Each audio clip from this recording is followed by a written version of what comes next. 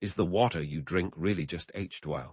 What if every glass held a subtle imprint, a memory capable of influencing your very being? Imagine for a moment that the water flowing through your pipes carries more than just molecules. It carries a frequency, a story that subtly shapes your physical, mental, and even spiritual well-being. But here's the thing. For millennia, cultures around the globe have recognized water as far more than a simple compound. From the misogi rituals of Shinto priests, where purification is achieved through immersion in sacred waterfalls, to the ancient Ayurvedic practices of using energized water for healing, water has been central to spiritual well-being. Celtic traditions revered sacred wells and springs, believing them to be gateways to other realms, imbued with the power of the divine. And although controversial, the research of Masaru Emoto offered a glimpse into the potential effects of consciousness and intention on the structure of water crystals, further hinting at water's receptive nature. But the truth is, in our modern world, obsessed with physical and chemical purity, we've largely forgotten this ancient wisdom. Modern water treatment focuses on eliminating contaminants, often overlooking the energetic and informational aspects of the water we consume.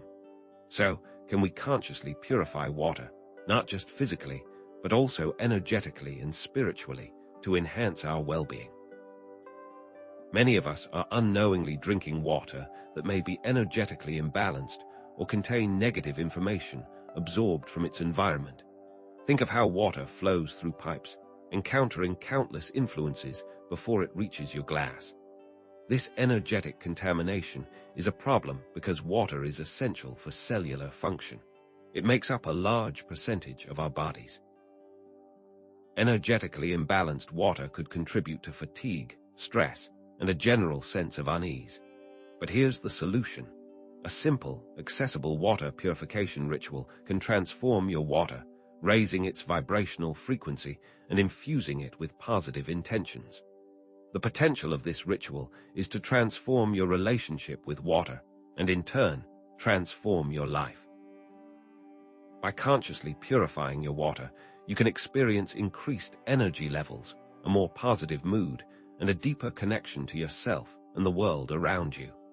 The key is understanding that water is a receptive medium, ready to be influenced by your intentions. In this video, we will guide you through a simple yet powerful water purification ritual designed to raise the water's vibrational frequency and promote positive change. We'll explore the science and spirituality behind the ritual, provide step-by-step instructions, discuss variations on the ritual, and offer tips for personalizing the practice. By the end of this video, you'll have a practical tool to transform your water and enhance your life. So, let's dive in and discover the secrets of water purification, starting with understanding water's unique properties. Is the water you're drinking truly just a combination of hydrogen and oxygen? What if water possessed a hidden dimension, vibrating with subtle energies that resonate within you? Think about it. Our bodies are mostly water, a vast internal ocean intimately connected to the water we drink. But here's the thing. Water is not inert. It's a dynamic and responsive substance, capable of carrying subtle energies and frequencies. Imagine water molecules as tiny tuning forks, each vibrating at a specific frequency. These frequencies can be influenced by their environment, the thoughts and intentions directed towards them, and even the sounds they are exposed to. Conventional science often overlooks this energetic aspect, focusing solely on the chemical composition of H2O. What if this narrow focus is preventing us from understanding water's true potential? The idea that water can carry vibrational frequencies might sound like science fiction, but think of it like this: sound waves. Just as sound waves travel through the air, creating vibrations that our ears can detect, water molecules can also vibrate at different frequencies.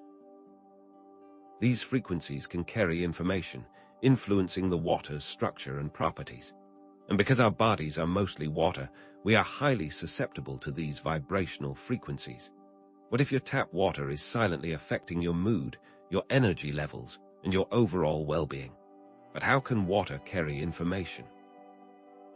While mainstream science is still catching up, some researchers propose that water molecules can form stable clusters, creating a kind of water memory. Think of it as a liquid hard drive, capable of storing and transmitting information. Luc Montagnier, the Nobel laureate who discovered the HIV virus, conducted controversial experiments suggesting that DNA could imprint electromagnetic signals on water, which could then be transmitted and even reconstructed. While his work has faced skepticism, it raises the intriguing possibility that water can retain and transmit biological information. This is similar to how a crystal radio works, where electromagnetic waves are converted into audible sounds. From a spiritual perspective, water has long been considered a sacred element with cleansing and transformative properties.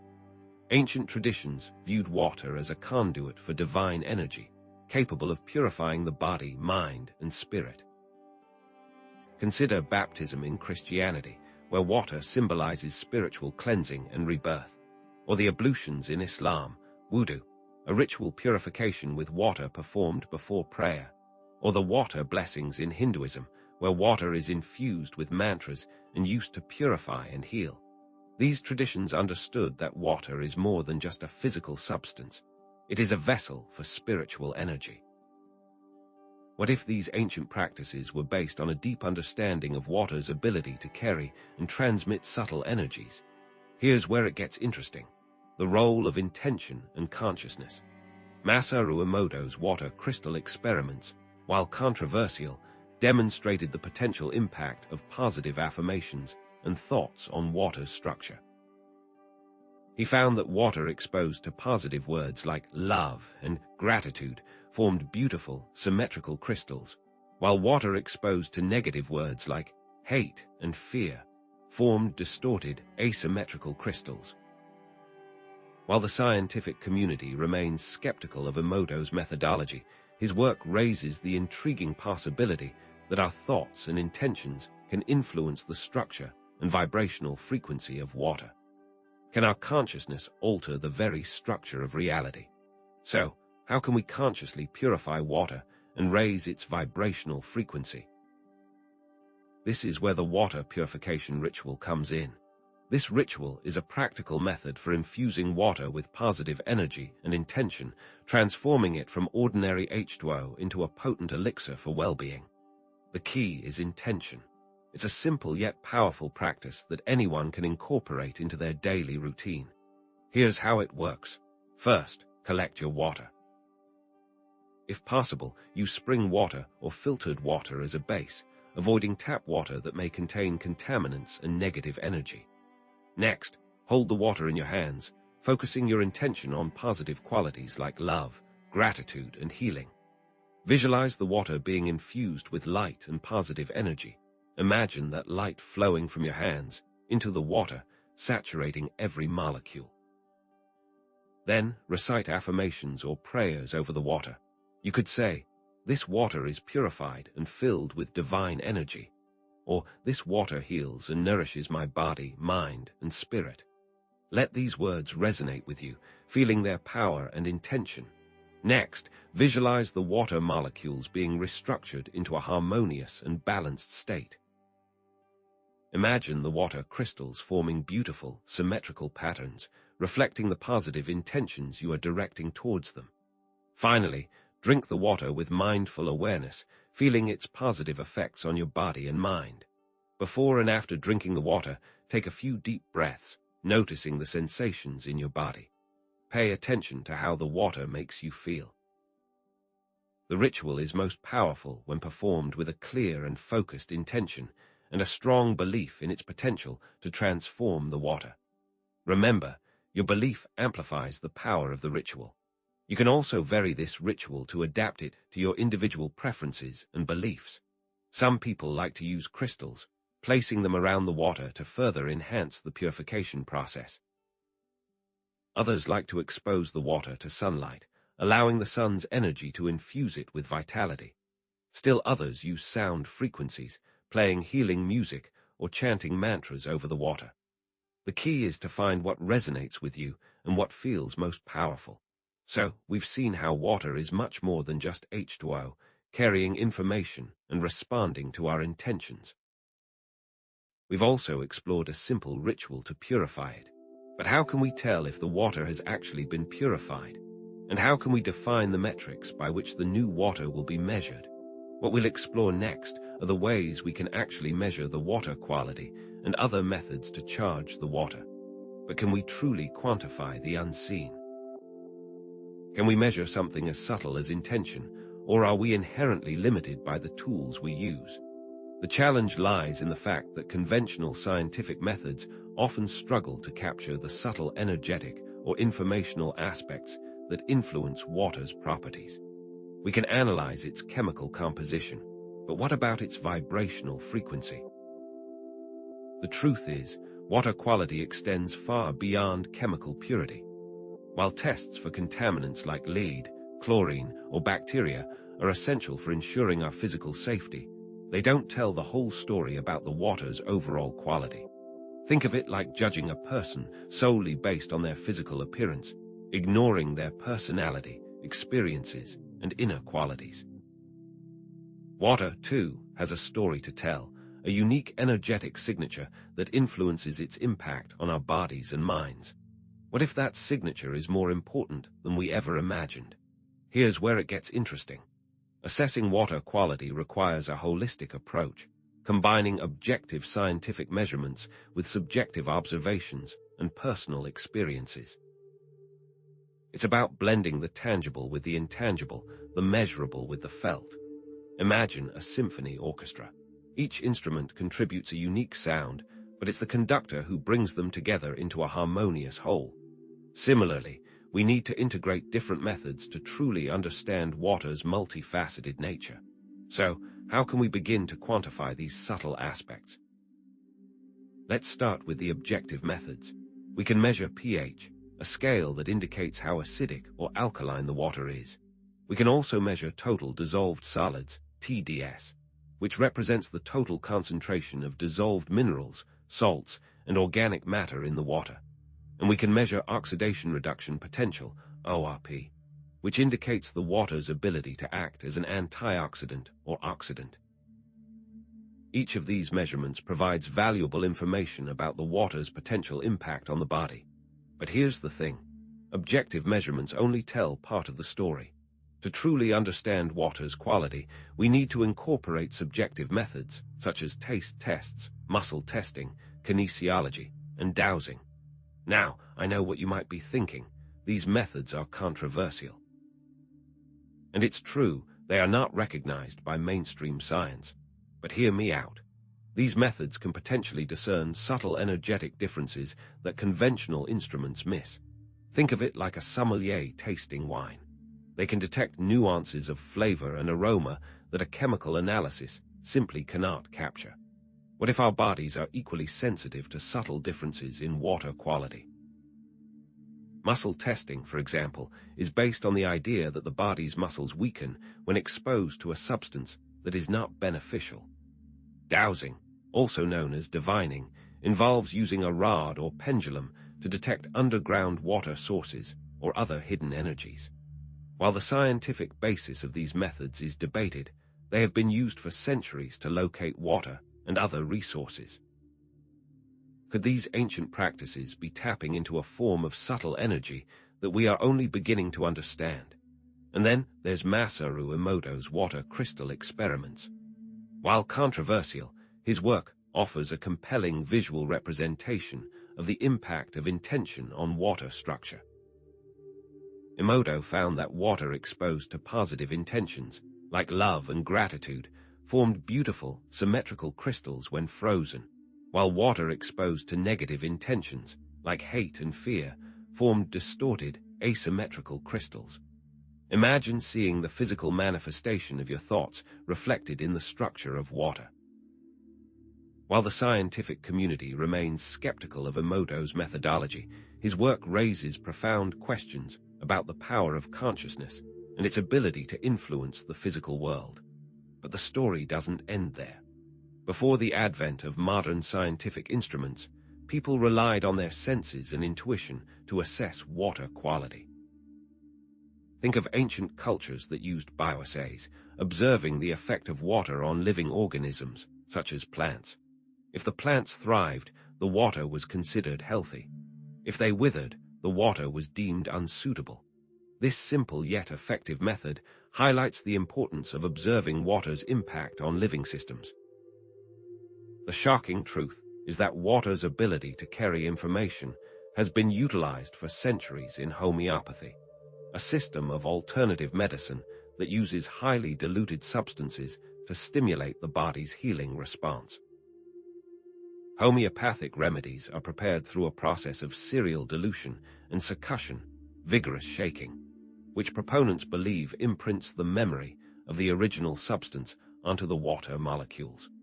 While mainstream science dismisses homeopathy as pseudoscience, its enduring popularity suggests that there may be something more to it than meets the eye. What if water's ability to carry information plays a crucial role in these subtle healing processes? So, how can you apply these methods to assess the effects of the water purification ritual? Start by conducting before and after measurements of pH, TDS, and ORP. You can use inexpensive testing kits to measure these parameters yourself, or you can send water samples to a laboratory for professional analysis.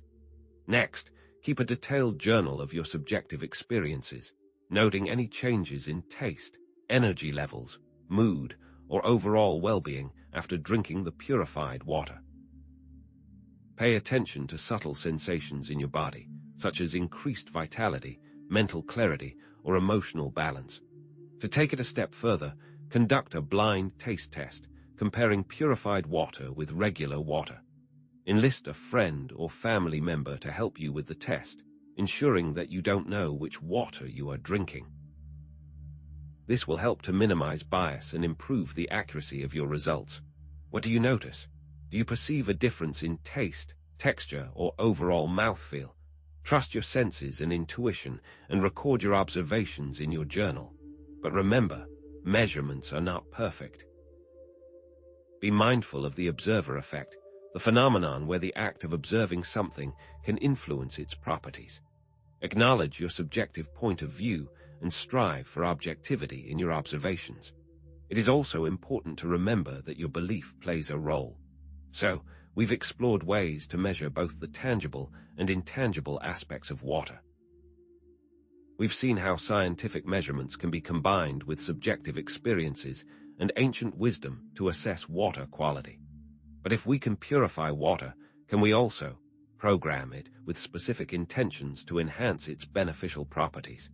What if we could infuse water with healing frequencies, positive affirmations, or even the wisdom of ancient traditions? In the next section, we'll delve into the fascinating world of charging water with intention, exploring different methods for creating your own personalized water elixirs.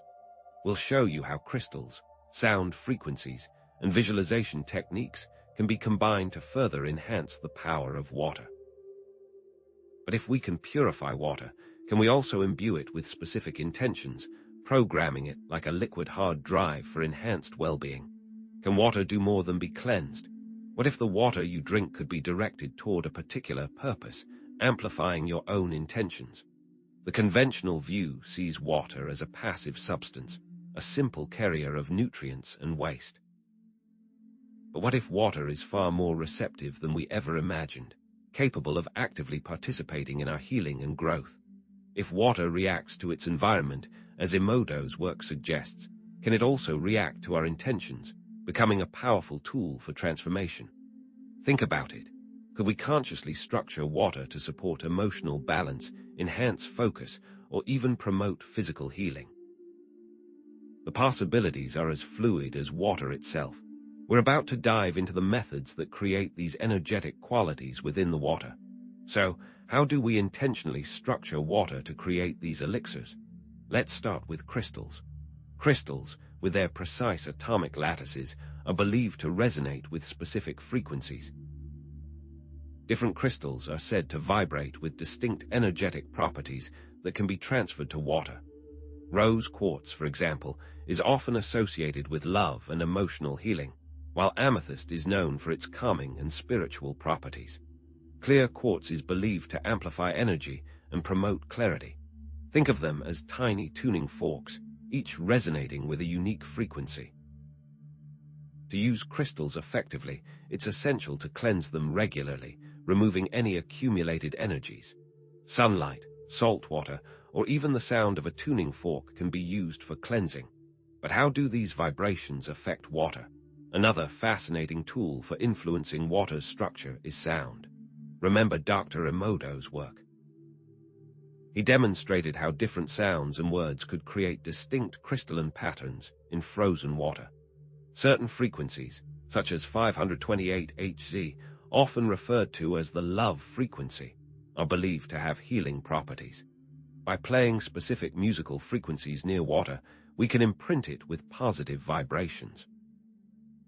Imagine the water molecules dancing in harmony with the sound waves, reorganizing themselves into more coherent structures. What music resonates most deeply with you? Which frequencies make you feel alive? Beyond external tools, our own minds hold immense power to influence the structure and vibrational frequency of water. The key is to harness the power of visualization and affirmations. Focused thoughts and emotions can influence the energetic properties of water. When you hold a glass of water, imagine it filling with light, with healing energy, with the intention you desire. Use affirmations, such as, "This water brings healing and vitality to my body," or "This water enhances my clarity and focus." Think of your mind as a projector, beaming your intentions onto the water. And here's the thing. Create a focused mental environment when using visualization techniques. What images or feelings evoke the qualities you seek? There's also light and color. Sunlight, in particular, has been revered for centuries for its life-giving properties. The practice of solar charging involves exposing water to sunlight, allowing it to absorb the sun's energy. Different colors of light are believed to have different effects. Blue light is often associated with calmness and relaxation, while red light is believed to stimulate energy and vitality. Imagine the sunlight infusing the water with vibrant colors, each carrying a unique healing property. What time of day feels most potent for solar charging? So, how do we bring all of these elements together to create personalized water elixirs tailored to our specific needs and goals? How do we go from theory to practice? The key is to integrate the power of crystals, sound, visualization, and light with clear intention. Let's say you want to create an elixir for stress relief. You might choose amethyst for its calming properties, play soothing music at 432 Hz, visualize yourself surrounded by a peaceful blue light, and use affirmations such as, "This water soothes my mind and calms my spirit." Or perhaps you seek enhanced focus. In that case, you might opt for clear quartz to amplify energy, listen to binaural beats designed to stimulate cognitive function, visualize a clear, focused beam of light entering your mind, and affirm, "This water enhances my clarity and focus." Think of it as creating a symphony of intention, where each element contributes to a harmonious whole. But remember, choose the crystal, sound frequency, affirmation, and color based on your desired outcome. How will you personalize this to meet your needs? But here's the thing, the process doesn't end with intention. How you prepare and store your charged water elixirs matters too. Always use glass containers, as they are less likely to leach chemicals into the water. Avoid storing your elixirs in direct sunlight, except when solar charging, as this can degrade their energetic properties. And most importantly, set a clear intention before preparing the elixir, focusing your mind on the desired outcome. Think of it like creating a sacred space for your intentions to manifest. Where will you store your water to maximize its energetic potential? And even beyond that, as you begin to consume your elixirs, be mindful and observant. Keep a journal, noting any physical, mental, or emotional shifts you experience after drinking the elixir. Pay attention to subtle sensations in your body, such as increased vitality, mental clarity, or emotional balance. Think of yourself as a scientist, carefully tracking the effects of your experiment. But here's what most people miss. This isn't passive data collection, it's an act of active participation. Your focused attention further amplifies the elixir's effect. Are you prepared to become an active participant in your own well-being? Of course, we must also address safety considerations.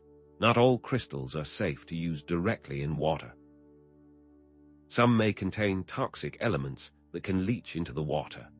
Crystals like selenite, for example, should be placed outside the container, allowing their energy to permeate the water without direct contact. Always use clean, filtered water as a base to avoid introducing contaminants. But here's a shocking truth. Even seemingly safe, crystals can harbor microscopic imperfections that alter the water's structure in unpredictable ways. The key is to listen to your intuition. If something doesn't feel right, trust your gut. What safety measures will you take to ensure the purity of your elixirs? So, we've explored how water can be intentionally programmed to enhance its beneficial properties, using tools like crystals, sound frequencies, visualization, and light. You now have the knowledge to create personalized elixirs tailored to your unique needs. We've seen how intention and environment can alter the water. But that's just the beginning. What are the long-term effects of drinking intentionally charged water? How can we integrate this practice into our daily lives for sustained well-being? The next section will explore the potential benefits of long-term use and provide tips for making it a sustainable practice. What we'll discover next is even more shocking, that optimizing water intake, incorporating charged water into daily routines, and exploring advanced water practices can deepen your understanding of the water element and its connection to your overall health and consciousness. So, we've explored how to create personalized water elixirs, infusing water with specific intentions and energies. But is water charging simply a technique, an occasional boost? Or is it something more profound, a daily practice that can reshape your very being? Is water charging something you do or something you live? Think about it. Water charging shouldn't be a one-time fix. It should be a keystone habit, as crucial to your daily routine as exercise or meditation. When practiced consistently, it can positively influence other areas of your life, fostering overall well-being. It's not just about drinking water. It's about consciously integrating intention, energy, and hydration into your daily experience. But here's the thing. Imagine the compounding effects of consistent hydration with positively charged water on your cellular health and energy levels over months and years. Are you ready to commit to a sustained path of well-being? So, how do we seamlessly weave this water wisdom into our daily routines? The key is practicality, making it easy and enjoyable. Start with a morning ritual. Each morning, as you prepare your charged water, set a clear intention for the day. Visualize your goals, affirm your strengths, and feel gratitude for the opportunities that lie ahead. Think of it as programming yourself for success, using the water as a conduit for your intentions. This isn't just about hydration. It's about setting the tone for your entire day. Throughout the workday, keep a pitcher of charged water at your desk. Instead of mindlessly gulping down water, practice mindful hydration. With each sip, reconnect with your intention, taking a moment to appreciate the life-giving properties of water. It's not just about quenching your thirst. It's about nourishing your mind, body, and spirit.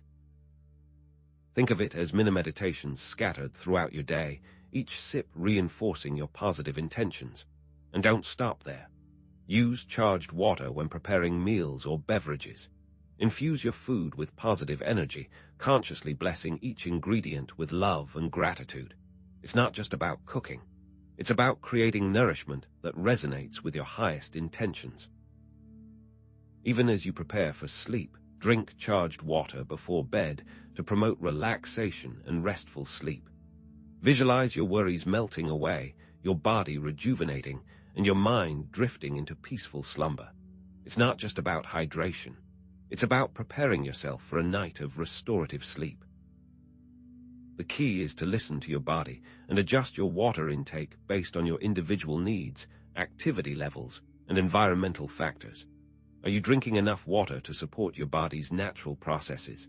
Are you adjusting your intake based on exercise, climate, and overall health? But how do you know if it's working? The truth is in the tracking. Become a scientist of your own well-being. Keep a journal, recording your observations about energy levels, mood, sleep quality, and overall well-being over time. Create a spreadsheet to organize your measurements, tracking physical, mental, and emotional changes. This isn't just about data collection. It's about active self-discovery. And here's the shocking truth. Intention and gratitude aren't add-ons. They're essential to maintaining a consistent water charging practice. It's easy to fall into the trap of treating it like a mechanical process. But without a clear intention and a sense of appreciation, the practice becomes hollow. Do you approach each water charging session with a clear intention and a sense of gratitude? And there are real-life examples of people who have experienced profound transformations through consistent use of charged water. Consider the case of Sarah, a high-strung executive who struggled with chronic stress and insomnia. After incorporating charged water into her daily routine, she reported reduced stress levels, improved focus, and enhanced vitality. Or consider the story of Michael, an athlete who used charged water to accelerate his recovery after intense workouts. He noticed reduced muscle soreness and increased energy levels. These are just a few examples of the potential benefits of consistent use. Are you ready to experience your own transformation? So, how do we create a sustainable water charging practice that fits seamlessly into a busy lifestyle? The key is to make it easy and enjoyable. Set reminders on your phone or calendar to charge water regularly. Create a dedicated space for water charging, such as a small altar or meditation corner. Involve family members or friends in the practice to create a supportive environment. Automate parts of the ritual, such as scheduling a certain time to play particular frequencies. Think of it as designing your own personalized water sanctuary. The point is to make it easy, almost effortless, to maintain the practice. Are you ready to design your water sanctuary? Now, let's talk challenges. What happens when life gets in the way? What happens when you're faced with time constraints or skepticism from others? The key is to start small, focusing on one simple step at a time. Be patient with yourself as you develop the habit. And remember, you don't have to convince anyone else of its value. Your own experience is the only validation you need. But remember to spend time near natural bodies of water, such as lakes or oceans, to connect with the element's energy, and you might even find a greater connection with yourself. This could be one of the keys to taking the practice to the next level. So, we've covered the importance of making water charging a keystone habit, optimizing water intake, and tracking long-term effects. But that's just the beginning. What are some more advanced techniques in water work that go beyond typical charging methodologies? What if you could create water that is not only purified and charged, but also alive and dynamically beneficial to your health and consciousness? In the next section, we'll explore advanced water practices, such as creating living water, structured water, or using water as a conduit for deeper spiritual connection. What could water really be? So, we've covered the importance of making water charging a keystone habit and optimizing water intake. But is charged water, even at its most potent, the final word on hydration and well-being? What if there were even more advanced concepts, practices that unlocked a completely different level of water's potential? What if charged water is simply optimized, and we can go so much further? Think about it. We often treat water as a simple chemical compound, H2O, but what if water possessed a dynamic, life-enhancing quality that transcends its basic composition and intentional charging? What if water could be alive, resonating with frequencies that profoundly impact our cells, energy levels, and even our consciousness? What if what we've been calling hydration has been a water-red-on version of something far more impactful? But here's the thing. Dead water exists. Think of heavily processed tap water stripped of its natural minerals and exposed to countless chemicals. And what if this dead water contrasts sharply with living water, teeming with vitality and capable of revitalizing your very being? What if the key difference lies not only in its chemical makeup, but also in its molecular structure, its energetic properties, and its very essence? What if the arrangement of water molecules determines its true potential? Now, imagine consuming water that effortlessly hydrates your cells, delivering nutrients with unparalleled efficiency and boosting your overall vitality. What if this living water could unlock hidden reserves of energy, enhance your body's natural healing abilities, and even extend your lifespan? What if scientific and anecdotal evidence suggested that such water already exists, flowing freely from pristine natural sources, just waiting to be rediscovered? What if greater bioavailability was only the beginning? So, what are the scientific theories behind this structured water, and how does it differ from regular water? The key lies in understanding that water molecules can form organized clusters, creating a hexagonal structure that may be more easily absorbed by our cells. Think of it like this. Regular water molecules are like a tangled mess of strings, while structured water molecules are neatly arranged in an organized pattern. Which do you think would be easier for your cells to grab and use? Could it be that the answer is structured water? Consider the groundbreaking raised DRCH of Dr. Gerald Pollack, who has dedicated his career to studying what he calls exclusion zone. Easy water. This is water that has a negative charge and is free of contaminants. Dr. Pollack's work suggests that EZ water is more structured than regular water and has unique properties that may benefit human health. What if this EZ water, found in pristine natural environments, represents the purest form of hydration, a liquid elixir of life? What if our bodies are designed to thrive on this type of water, and our modern lifestyles are depriving us of its life-giving benefits? But here's the thing. Living water is more than just structured water. It's water that retains its natural energetic properties and vitality, often found in pristine natural springs, glaciers, or unpolluted rivers. Imagine water cascading down a mountain, picking up essential minerals, and swirling through natural formations, imbuing it with a unique energetic signature. What if this water carries the imprint of its journey, a vibrational frequency that resonates with our own bodies? Could it be that the secret to true hydration lies in reconnecting with the natural rhythms of the earth? And think about this. For centuries, cultures around the world have revered pristine natural water sources for their healing properties. From sacred springs in Celtic traditions to the Shinto water purification rituals in Japan, the belief in the power of living water is deeply ingrained in human history. What if these traditions weren't just based on superstition, but on a deep understanding of water's energetic properties? What if our ancestors knew something we've forgotten, a vital connection between water, health, and spirituality? What if the suppression of these practices was intentional? Now, consider the use of advanced water structuring devices designed to mimic natural water flow and enhance its properties. These devices, such as vortexers and specialized filters, work to restructure water molecules and remove harmful contaminants, creating a more coherent and bioavailable form of water. Think of them as technological tools for recreating the natural processes that give rise to living water. But is technology the only path, or can we tap into ancient wisdom to enhance water's properties? Could it be as simple as storing water in copper vessels, a practice used for centuries in Ayurvedic medicine to purify and energize water? So, how can we recreate Eden and create our own living or structured water at home? It's simpler than you might think, and it starts with sourcing high-quality water as a base.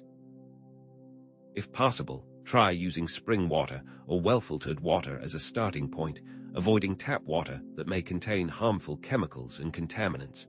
But here's the thing. You can create your own vortex with a pitcher and spoon. Simply stir your water in a circular motion, mimicking the swirling currents of a natural stream. What if this simple act could restructure the water molecules, imbuing it with a more life-affirming energy? Consider adding natural minerals or electrolytes to your purified water to enhance its energetic properties.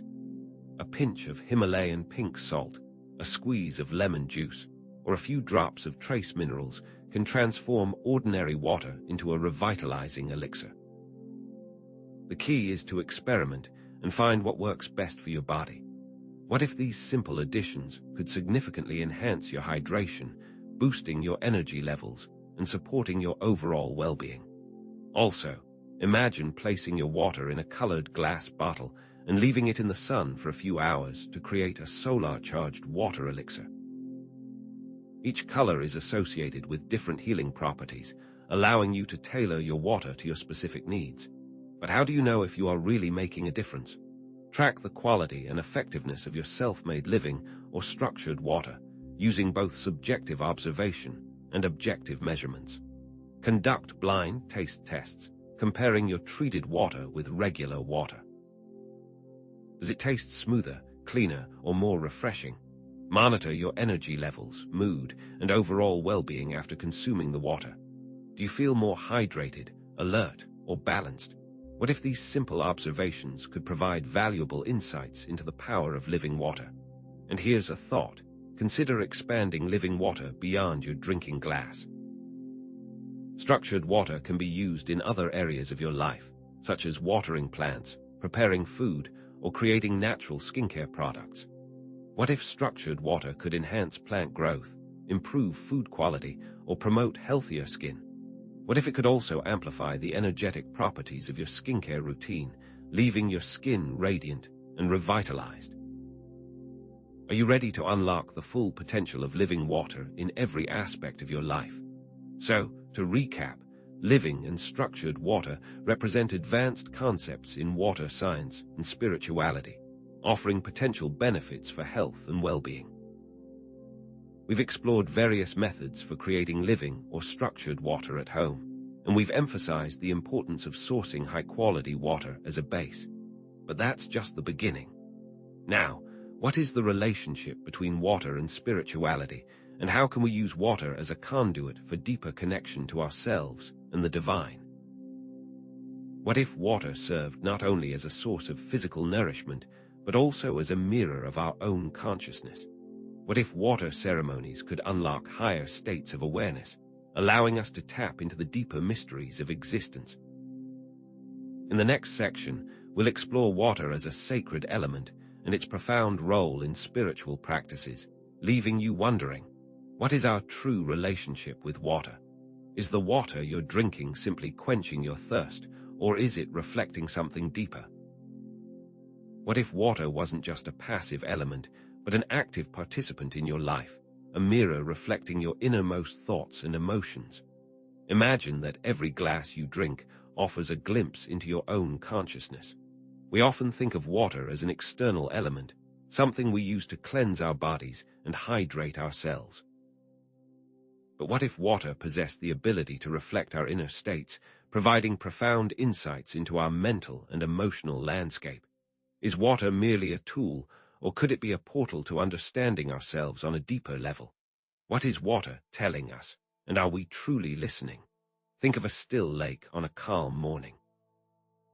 The surface acts as a perfect mirror, reflecting the sky and the surrounding landscape with crystal clarity. But what happens when a pebble is thrown into the water?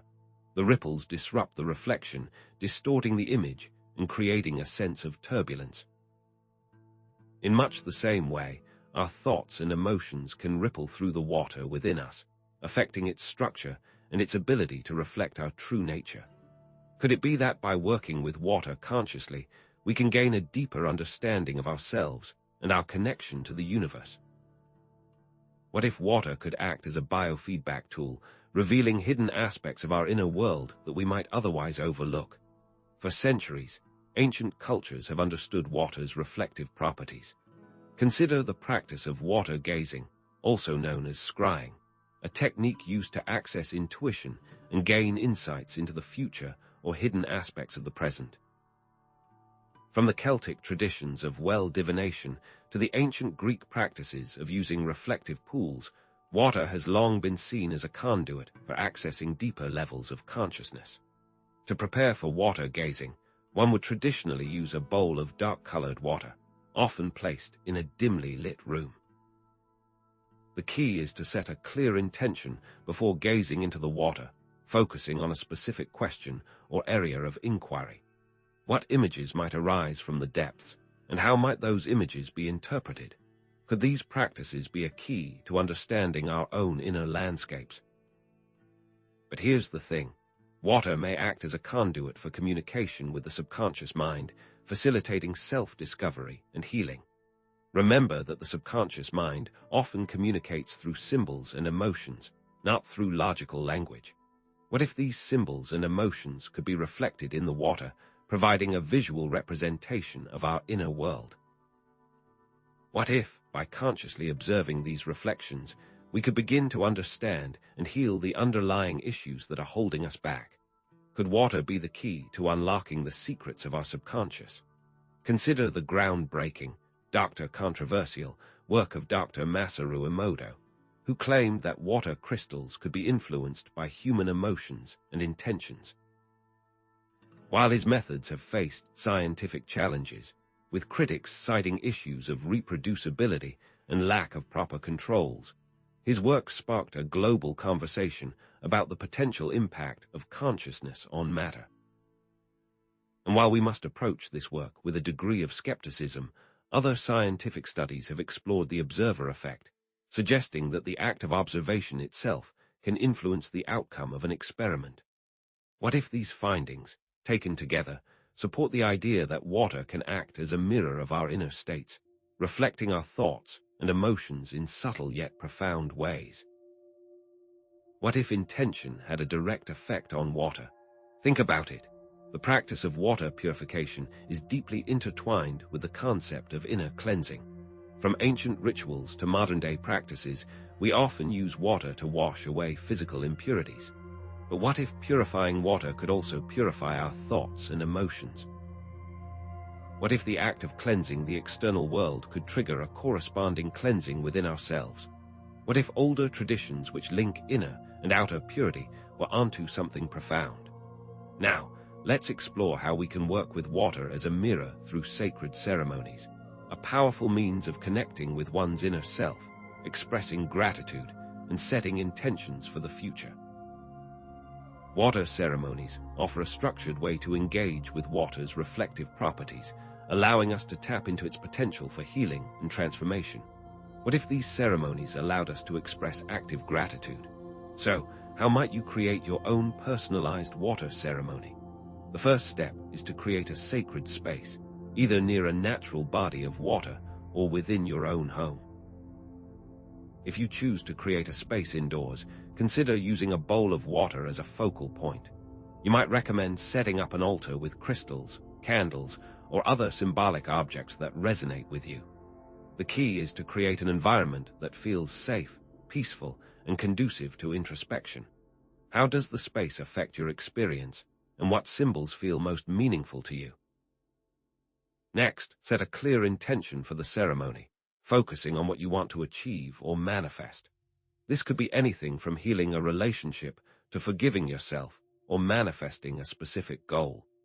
You might suggest writing down your intention on a piece of paper and placing it near the water, or simply holding the intention in your mind. What if this act of focused intention could amplify the power of the ceremony?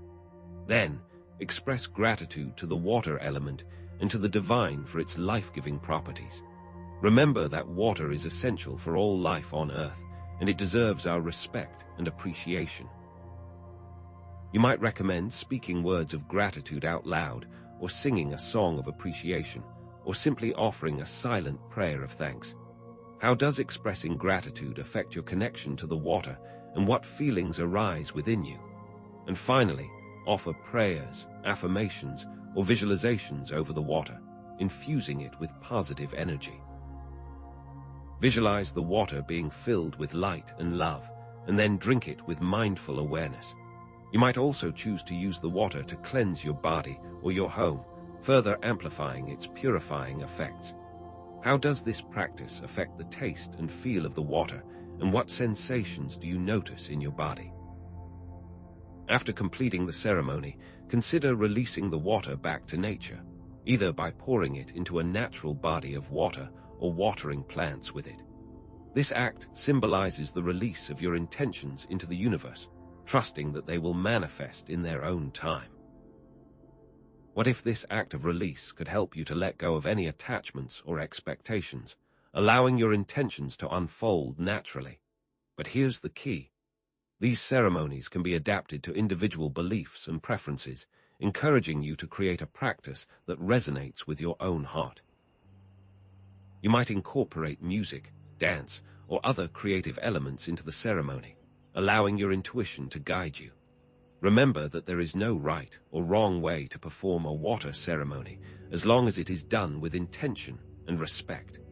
What unique elements might you bring to your own water ceremony, and how might you personalize the practice to make it your own? So, to recap, water can act as a mirror of consciousness, reflecting our inner states and providing insights into our connection to the divine. We've explored the importance of water gazing and water ceremonies as tools for self-discovery and spiritual growth. But how can we use water to unlock even higher states of awareness and tap into the power of the subconscious mind? What if water could be used as a key to unlock the deepest recesses of our being? What other secrets does water hold, and how can we access its full potential? In the next section, we'll explore advanced techniques for working with water to access deeper levels of consciousness, from water and lucid dreaming to water and past life regression, and even water as a portal for interdimensional communication. Get ready to use water not only to purify and charge your lives, but also to explore the mysteries of your own consciousness and the universe, leaving you to wonder. What if our true potential lies hidden within the depths of water? What if water wasn't just essential for life, but also a gateway to your dreams? Could the simple act of drinking water before bed unlock a world of conscious exploration and self-discovery? Imagine your dreams becoming a vivid landscape you can control, all thanks to the hidden properties of water. We often think of dreams as random occurrences, fleeting images that fade upon waking. But what if your dreams were a realm you could actively explore, a space where you could confront your fears, unleash your creativity, and gain profound insights into your subconscious mind? What if water held the key to unlocking this potential? Could water's unique energetic properties and deep connection to our subconscious minds be the catalyst for conscious dream states? Think of water as a conductor, a medium that facilitates the flow of energy and information. Just as water carries nutrients and oxygen throughout our bodies, it may also carry our intentions and desires into the dream world. What if water could act as a bridge, connecting our waking consciousness with the vast, uncharted territory of our subconscious? What if older dream rituals that incorporate water were based on real effects? For centuries, ancient cultures have recognized the connection between water and the dream world. Consider the ancient dream temples of Greece, where supplicants would purify themselves with water before entering the temple in hopes of receiving divine guidance through their dreams. These rituals often involved bathing in sacred springs or drinking water charged with specific intentions. Could these practices be a testament to water's ability to influence our dream states? What if water was considered sacred because it was thought to be a conduit to other realms? But here's the thing. The science is beginning to catch up with ancient wisdom. Studies have shown that proper hydration is essential for optimal brain function and sleep quality. Dehydration can lead to cognitive impairment, disrupted sleep patterns, and decreased dream recall. Conversely, drinking enough water can improve cognitive function, promote relaxation, and enhance dream clarity. Could it be that the simple act of staying hydrated is the first step towards unlocking lucid dreams? What if proper hydration helps our brains function as better receivers of dream data? Moreover, consider the power of dream incubation, a technique where you set a specific intention before sleep to influence the content of your dreams. This practice involves focusing on a particular question, problem, or desire, and then visualizing the desired outcome before drifting off to sleep. What if water could amplify this process, acting as a vessel for your intentions and carrying them into the dream world? What if the combination of hydration and intention setting makes us more likely to experience the dreams we are seeking? Here's how you can use water to enhance your own lucid dreaming experiences. Before bed, charge a glass of water with the intention of having a lucid dream. Visualize the water being filled with light and positive energy, and then drink it mindfully, repeating affirmations such as, "I am aware that I am dreaming," or "Tonight, I will have a lucid dream." Keep a dream journal by your bedside to record your dreams upon waking, and sprinkle water on your face to maintain a connection with the dream state. You might even consider taking a relaxing bath or shower before sleep to cleanse your energy field and promote relaxation. The key is to create a consistent ritual that signals to your subconscious mind that you are ready to explore the dream world. What if this ritual could become a trigger for lucid dreaming, a reminder that you are in control? Think about it. Consistency and patience are essential for developing a successful water-enhanced lucid dreaming practice. It may take time to develop the ability to lucid dream consistently, so don't get discouraged if you don't have immediate results. Keep practicing these techniques regularly and trust that your subconscious mind will eventually respond. And remember, lucid dreaming can offer a myriad of benefits, from overcoming fears and exploring creativity to gaining insights into your subconscious mind and fostering personal growth. Just imagine the possibilities. What limitations could you overcome in your conscious dream states?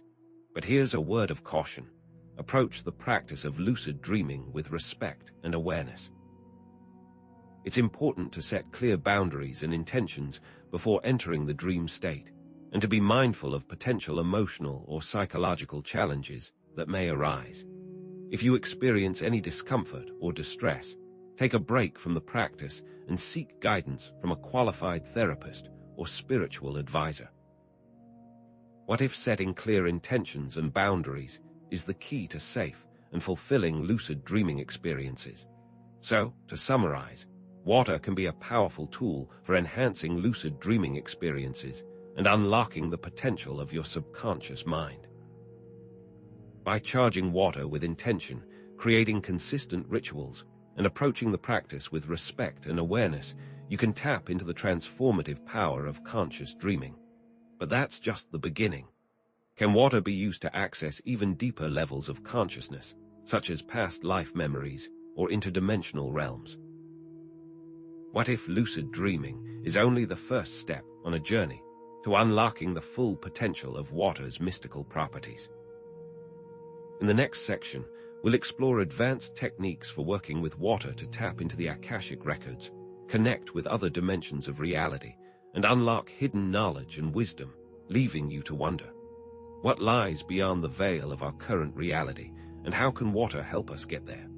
But can water do more than just enhance our dreams?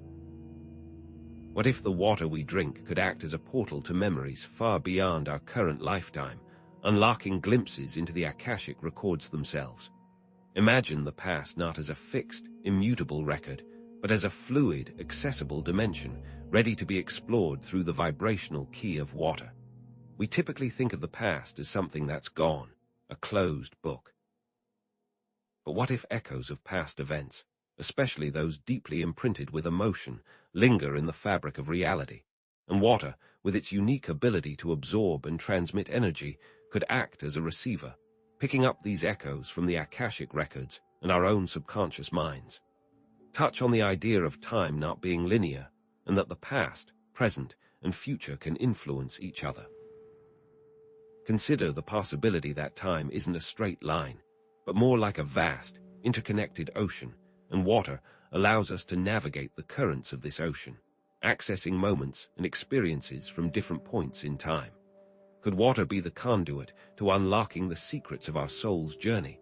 What if long-term health issues could be caused by events in a past life?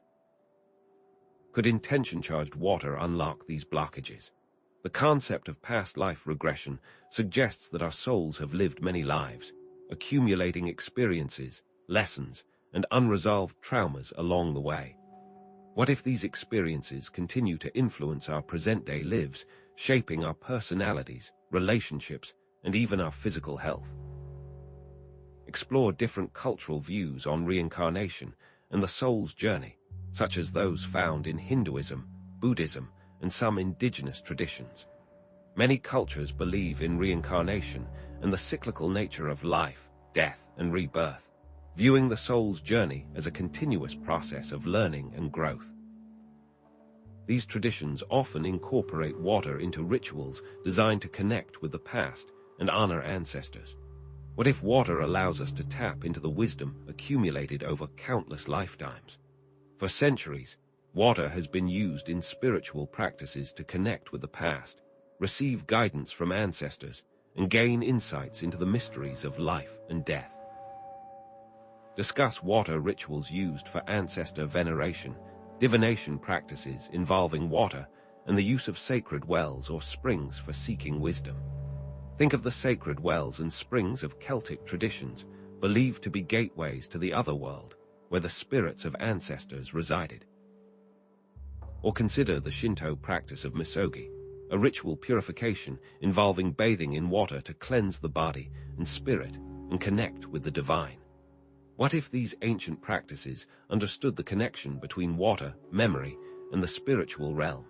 Could these rituals provide clues for accessing our own past life memories? So, how can we use water to facilitate past life regression? Explore different techniques for facilitating past life regression with water. One technique involves drinking a glass of charged water before meditation or hypnosis to enhance receptivity. Imagine charging a glass of water with the intention of accessing past life memories, visualizing the water being filled with light and positive energy. Then, as you drink the water mindfully, repeat an incantation such as, "May this water clear my mind and open me to the memories of my past lives, for my highest good." What if this simple act could create a powerful connection to your past? Another technique involves taking a bath or shower while focusing on the intention of accessing past life memories. Guide viewers on how to visualize the water cleansing away any blockages or limiting beliefs that may be preventing them from accessing these memories. Imagine the water washing away any fear, doubt, or resistance that might be preventing you from accessing your past life memories. Visualize yourself stepping into a stream of pure, flowing water, allowing it to cleanse your energy field and open you to the wisdom of your soul's journey. What if this water ritual could help you release old patterns and embrace new possibilities? Still another technique involves using a bowl of water as a scrying tool to gaze into and receive images or insights from the past. Explain how to prepare the water, create a focused mental environment, and interpret the visions or sensations that arise. Create a focused mental environment. Fill a bowl with water, dim the lights, and gaze into the water with a soft, unfocused gaze. Allow images, sensations, or thoughts to arise without judgment, and trust that these are glimpses into your past lives. What if this ancient practice could unlock a hidden dimension of your consciousness? But here's the thing. It's important to approach past life regression with respect, discernment, and a qualified guide. Discuss the importance of approaching past life regression with respect, discernment, and a qualified guide. What qualifications should they have? What red flags should you look for? While self-exploration can be empowering, it's crucial to have support and guidance when dealing with potentially traumatic memories or complex emotional issues. Look for a therapist or spiritual advisor who is experienced in past life regression and who can provide a safe and supportive space for you to explore your past lives. What if seeking guidance could help you navigate the complexities of past life regression and ensure a positive and transformative experience? So, how can you use water to facilitate your own personal past life exploration? Provide a step-by-step guide on how to use water to facilitate a personal past life exploration. First, create a sacred space for meditation or self-hypnosis, a quiet and comfortable environment where you can relax and focus on your intention. Dim the lights, light candles, and play soothing music to create a calming atmosphere. What if this sacred space could help you connect with your inner self and access the memories of your past lives? Next, charge a glass of water with the intention of accessing past life memories, visualizing the water being filled with light and positive energy. Hold the glass of water in your hands, close your eyes, and focus on your intention. Feel the energy of your intention infusing the water and believe that it will help you connect with your past lives. What if this intention-charged water could act as a key, unlocking the doors to your past? Then, drink the water mindfully, focusing on the intention and visualizing a connection to the past.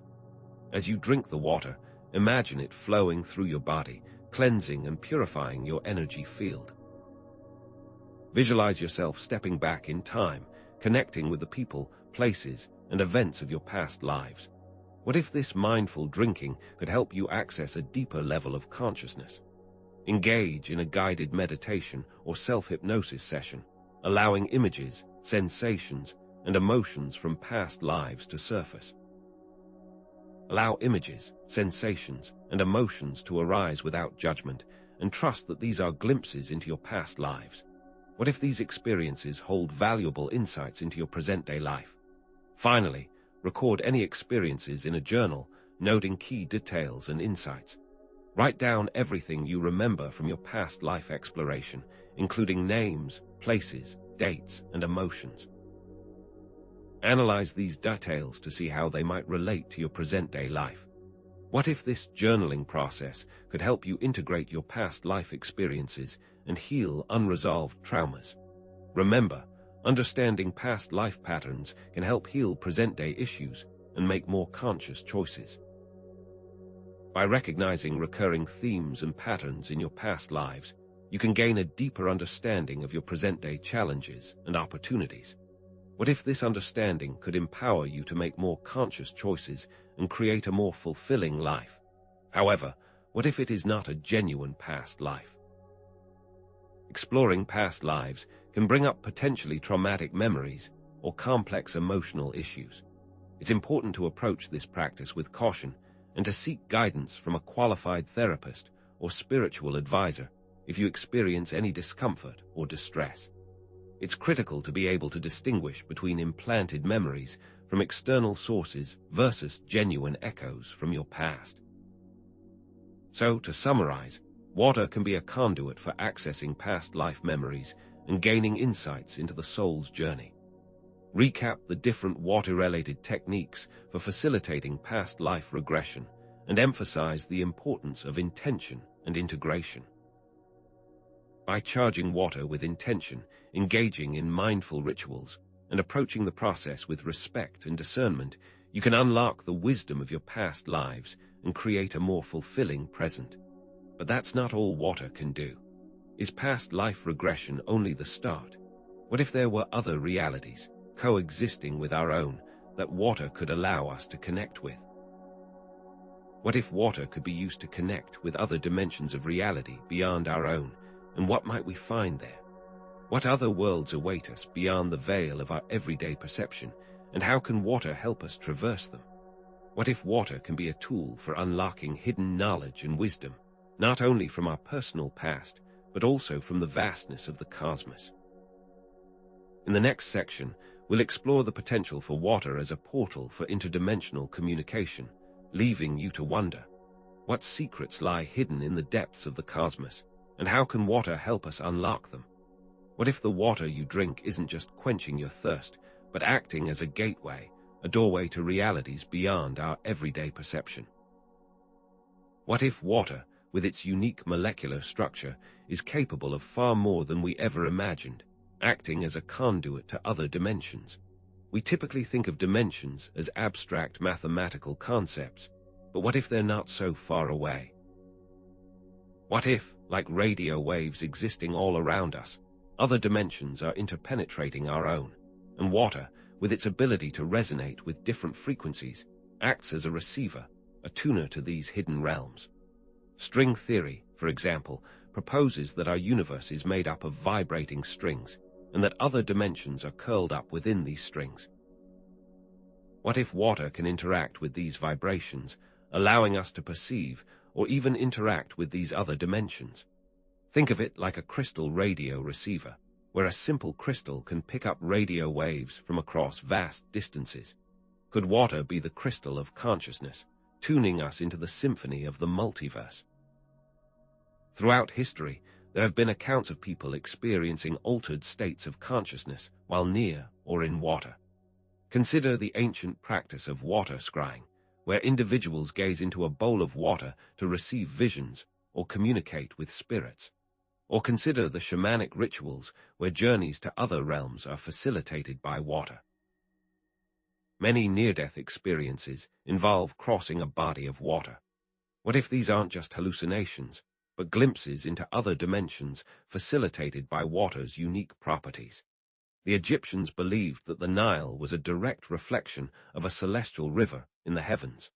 What if this belief stemmed from an ancient understanding of water's ability to connect us to other realms? But how can we bridge these realities safely? How can we harness the potential of water as an interdimensional portal without opening ourselves up to unwanted influences? Before attempting any form of interdimensional communication, it's crucial to create a sacred space, free from distractions and negative energies. Think of it like building a temple, a sanctuary where you can connect with higher dimensions without interference.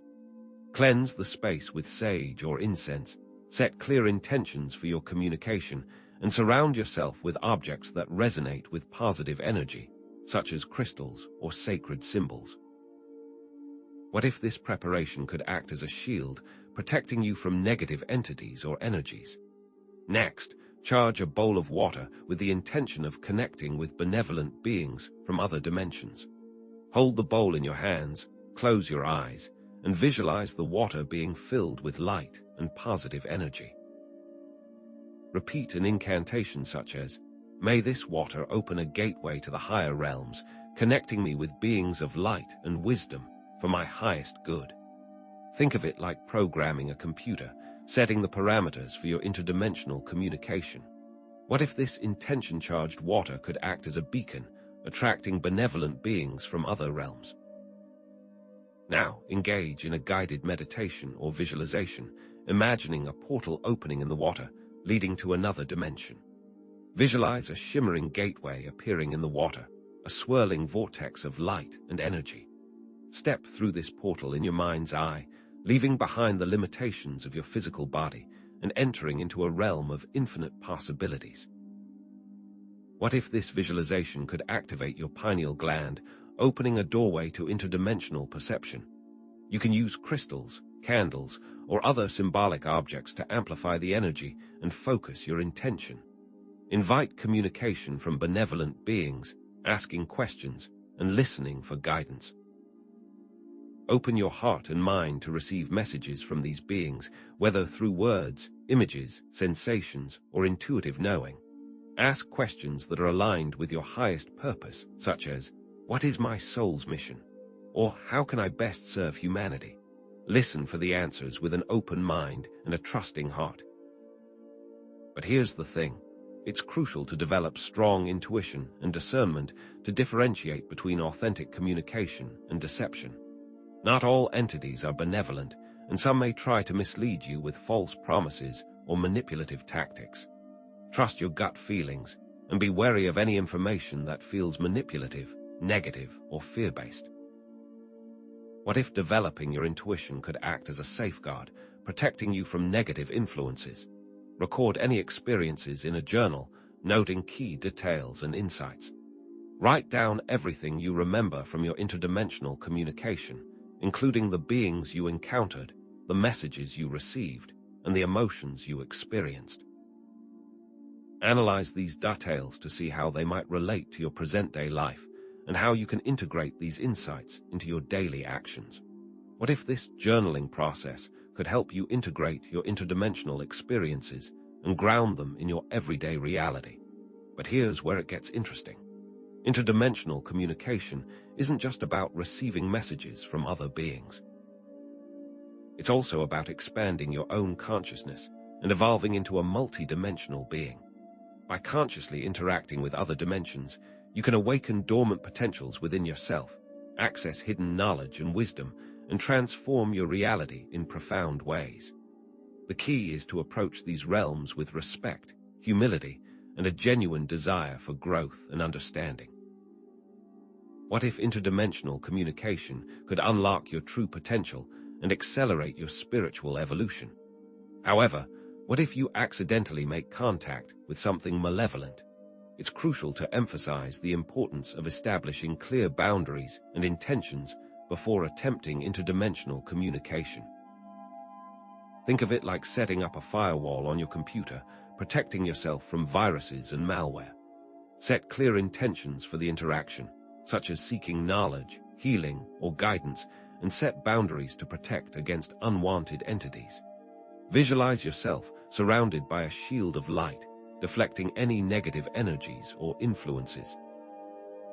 What if these boundaries could ensure that you only connect with benevolent beings from other dimensions?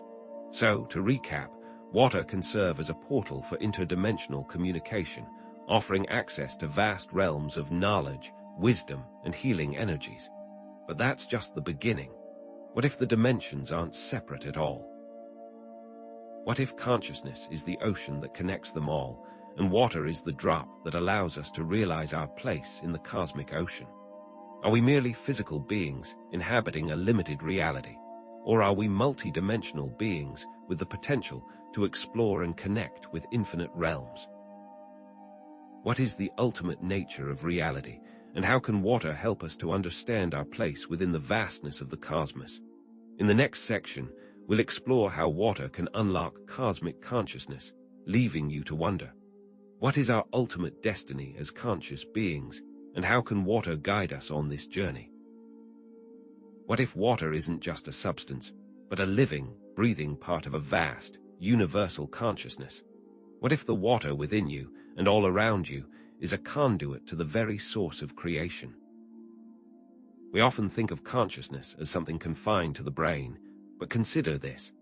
What if consciousness is a field, an ocean of awareness that permeates all of existence, and water is one of its primary expressions? Water, with its unparalleled ability to store and transmit information, could be the key interface through which this universal consciousness manifests. Think of it like a cosmic internet, a network capable of connecting all things, a medium through which information flows freely throughout the universe. But here's the thing, we are all connected through this cosmic internet. What if, by consciously interacting with water, we can tap into this source, accessing infinite knowledge and wisdom? What if the secrets of the universe are encoded within water, waiting to be unlocked by those who approach it with reverence and intention? Let's delve deeper. What if the Akashic Records, the cosmic library containing all knowledge and experiences from the past, present, and future, are accessible through water? Is there a record of everything that has ever happened, stored in some universal field, and can water act as a key to unlock this field? Ancient spiritual traditions certainly seem to think so. Many cultures view water as a symbol of the divine feminine, the source of creation, the womb of the universe. Consider the creation myths and sacred texts that depict water as the primordial substance from which all life emerged. Is this merely symbolic, or does it reflect a deeper truth about water's role in the cosmos? The truth may be stranger than we think. Emerging scientific theories are beginning to explore the connection between water, consciousness, and the very fabric of reality. Quantum entanglement suggests that particles can be linked in such a way that they share the same fate, regardless of the distance separating them. The holographic universe theory proposes that everything in the universe is interconnected, and that information can be transmitted instantaneously across vast distances. How do these theories relate to water? What if water acts as a medium for quantum entanglement, allowing information to be shared across the cosmos? The Gaia hypothesis further supports this interconnectedness, viewing Earth as a self-regulating organism, with all living things working together to maintain planetary balance and harmony. And what is the circulatory system of our planet? Water.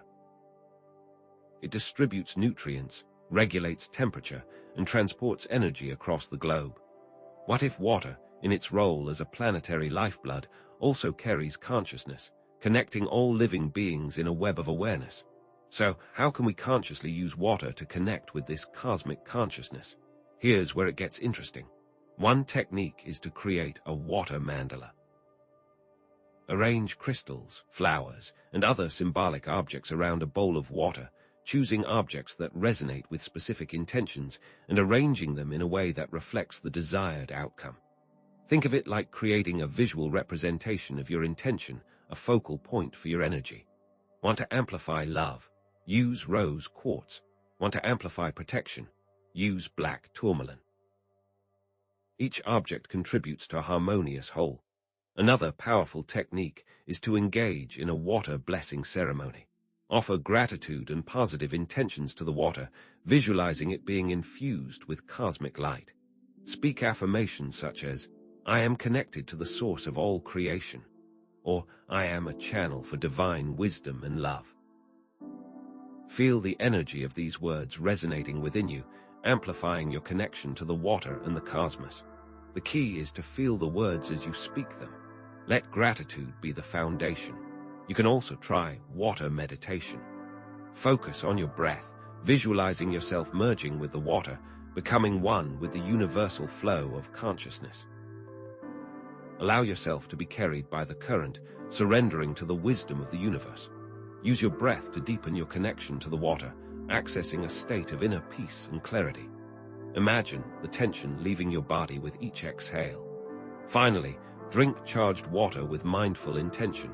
Visualize the water carrying cosmic wisdom and healing energy to every cell in your body.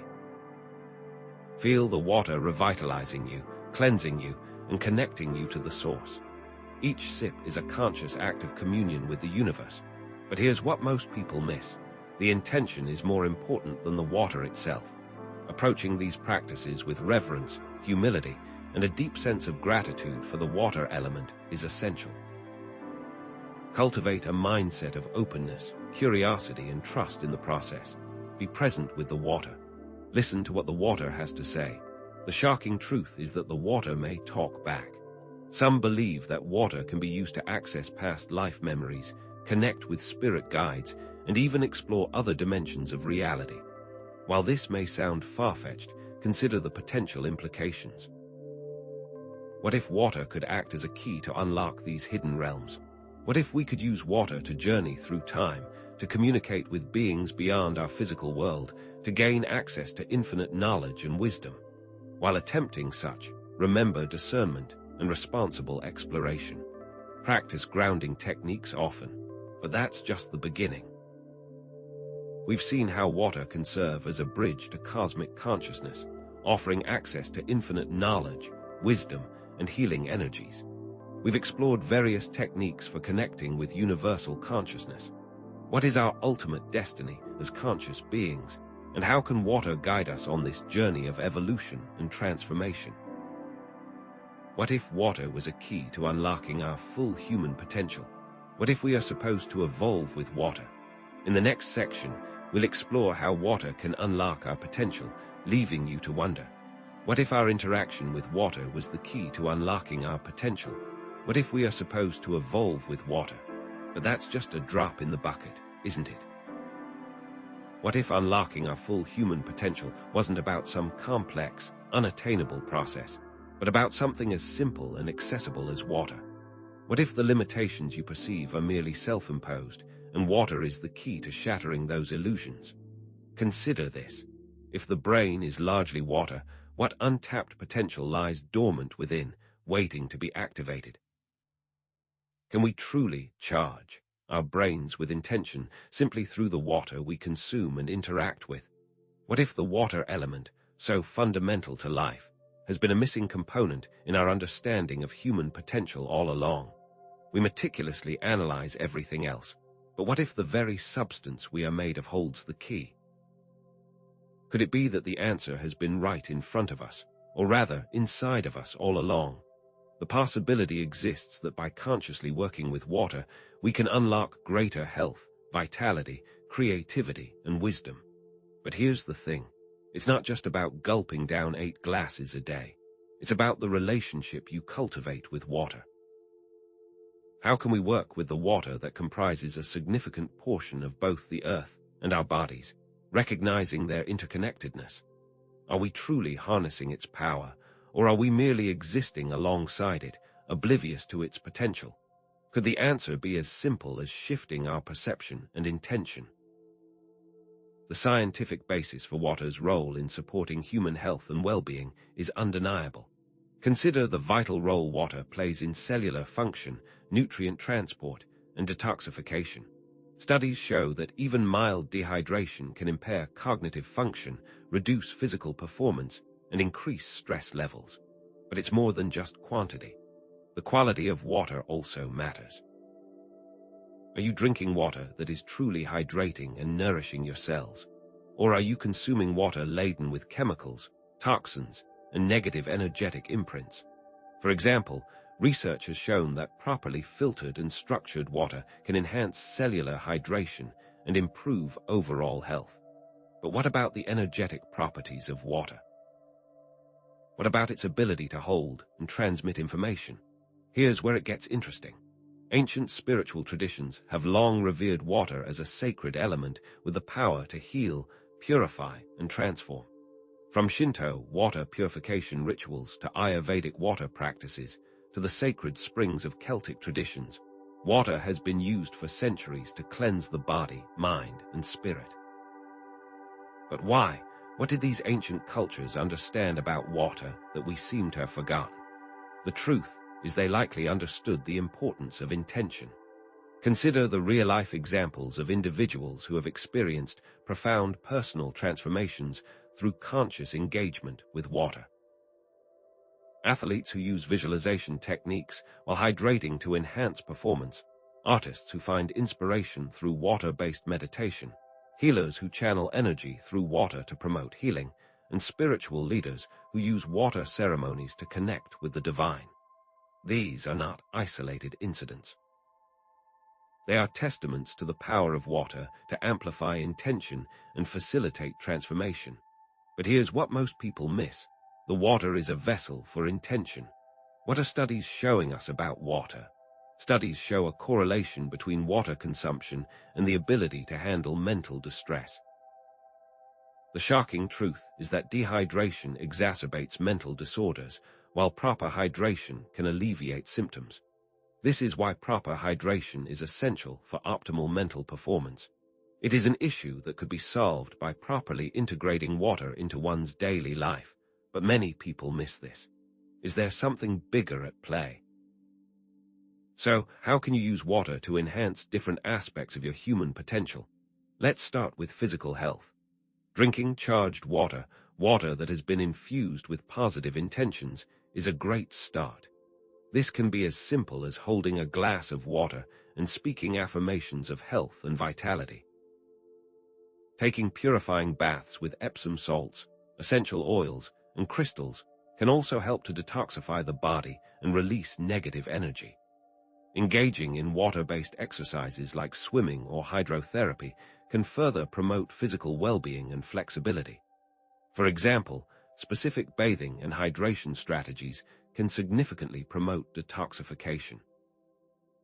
How can you apply these strategies to your routine?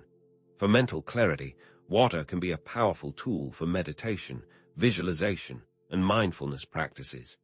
Creating a personal meditation with water and the intention to clear mental blocks can be incredibly effective. Simply sit quietly with a glass of water, focusing on your breath, and visualizing the water absorbing any negative thoughts or beliefs that are holding you back.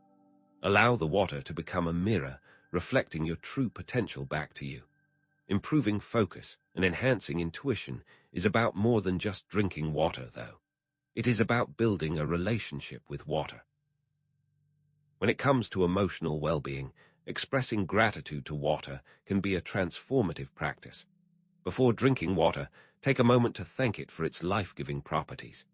Use water ceremonies to release negative emotions, writing down your resentments on a piece of paper, and then dissolving it in water, symbolizing the release of those emotions. Connecting with the healing energy of natural water sources, such as rivers, lakes, and oceans, can also be deeply restorative. For example, a water ceremony for letting go of resentment can be as simple as writing down what you wish to release, and then dropping it in a body of water while visualizing the release. What is holding you back?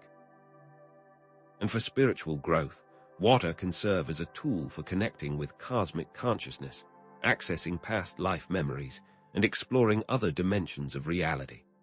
Using water as a focal point for journeying to the Akashic records, a universal library of all knowledge, can be a powerful experience. Simply gaze into a bowl of water, allowing your mind to quiet, and visualize yourself accessing the Akashic records. Ask for guidance and trust that the water will lead you to the answers you seek. But here's the catch. All of this depends on the water itself. Remember that intention, consistency, and mindful awareness are key to maximizing the benefits of water-related practices for personal growth. Set clear intentions, practice consistently, and pay attention to the subtle shifts in your experiences.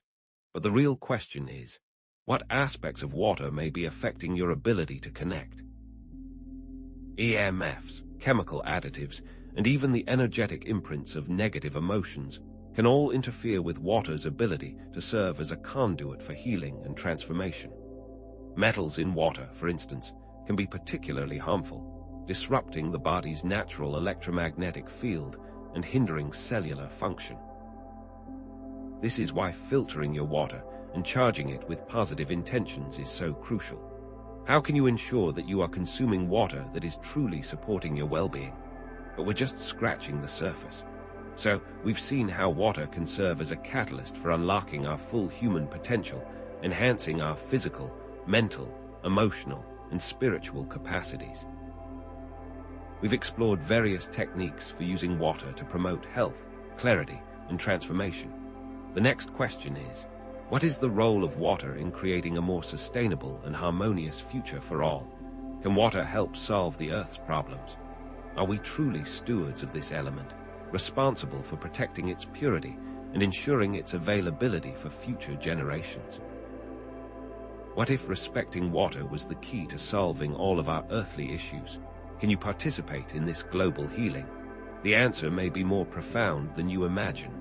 What if the future depends on it? What if the next global conflict isn't about oil, but about something far more essential? Water.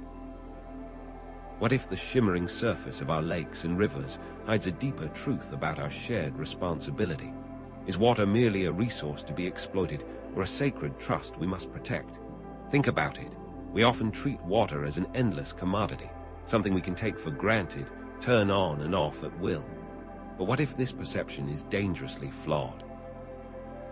What if we're fundamentally misunderstanding our relationship with the very element that sustains us? The concept of water stewardship challenges this notion. It asks us to recognize that we are all interconnected with the web of life on Earth, and that the health of our water resources is directly linked to our own well-being. It's a call to responsible action, urging us to protect and preserve water for future generations, not just for ourselves. Can respecting and protecting water be a path to solving some of the Earth's biggest problems, even those that seem unrelated, such as economics and social justice? The answer may shock you. But here's the thing. We can't truly appreciate water stewardship without acknowledging the crisis we face. Consider the staggering statistics. Billions of people lack access to clean, safe drinking water. Entire ecosystems are collapsing under the weight of pollution and overuse. From the shrinking Aral Sea to the parched landscapes of the American Southwest, the signs of a global water crisis are all around us. How is this possible, and what is causing this slow-motion disaster? Industrial waste, agricultural runoff, and sewage contamination are poisoning our rivers, lakes, and oceans. The very cycle of water is becoming polluted. Factory farms release vast quantities of untreated animal waste into waterways, creating dead zones where aquatic life cannot survive. Agricultural fertilizers and pesticides wash into rivers and streams, disrupting ecosystems and contaminating drinking water sources. Improperly treated sewage introduces harmful bacteria and viruses, posing a serious threat to human health. Show the sources of water pollution and how that impacts water quality and the cycle of water. What can we do? Climate change is further exacerbating the problem. Rising temperatures are causing glaciers to melt at an alarming rate, threatening water supplies for millions of people. Increased frequency of droughts are turning fertile lands into deserts, displacing communities and fueling conflict. Rising sea levels are contaminating freshwater sources with saltwater, rendering them unusable. Consider that rising temperatures affect not only the availability of water, but also its quality. Warmer water holds less oxygen, making it more vulnerable to pollution and harmful algal blooms. How can we prepare ourselves for such climate change impacts? Consider the ecological damage. Species are threatened and regions are dying. The Colorado River, once a mighty waterway, now struggles to reach the sea.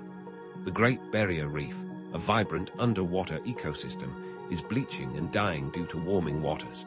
All around the world, wetlands are being drained, forests are being cleared, and rivers are being dammed, disrupting the natural flow of water and devastating ecosystems. We must ask, is it too late to reverse the damage? The answer is complex, but not without hope. What locations and species are threatened by the lack of water? But here's where it gets interesting. You have the power to become a water steward, starting today.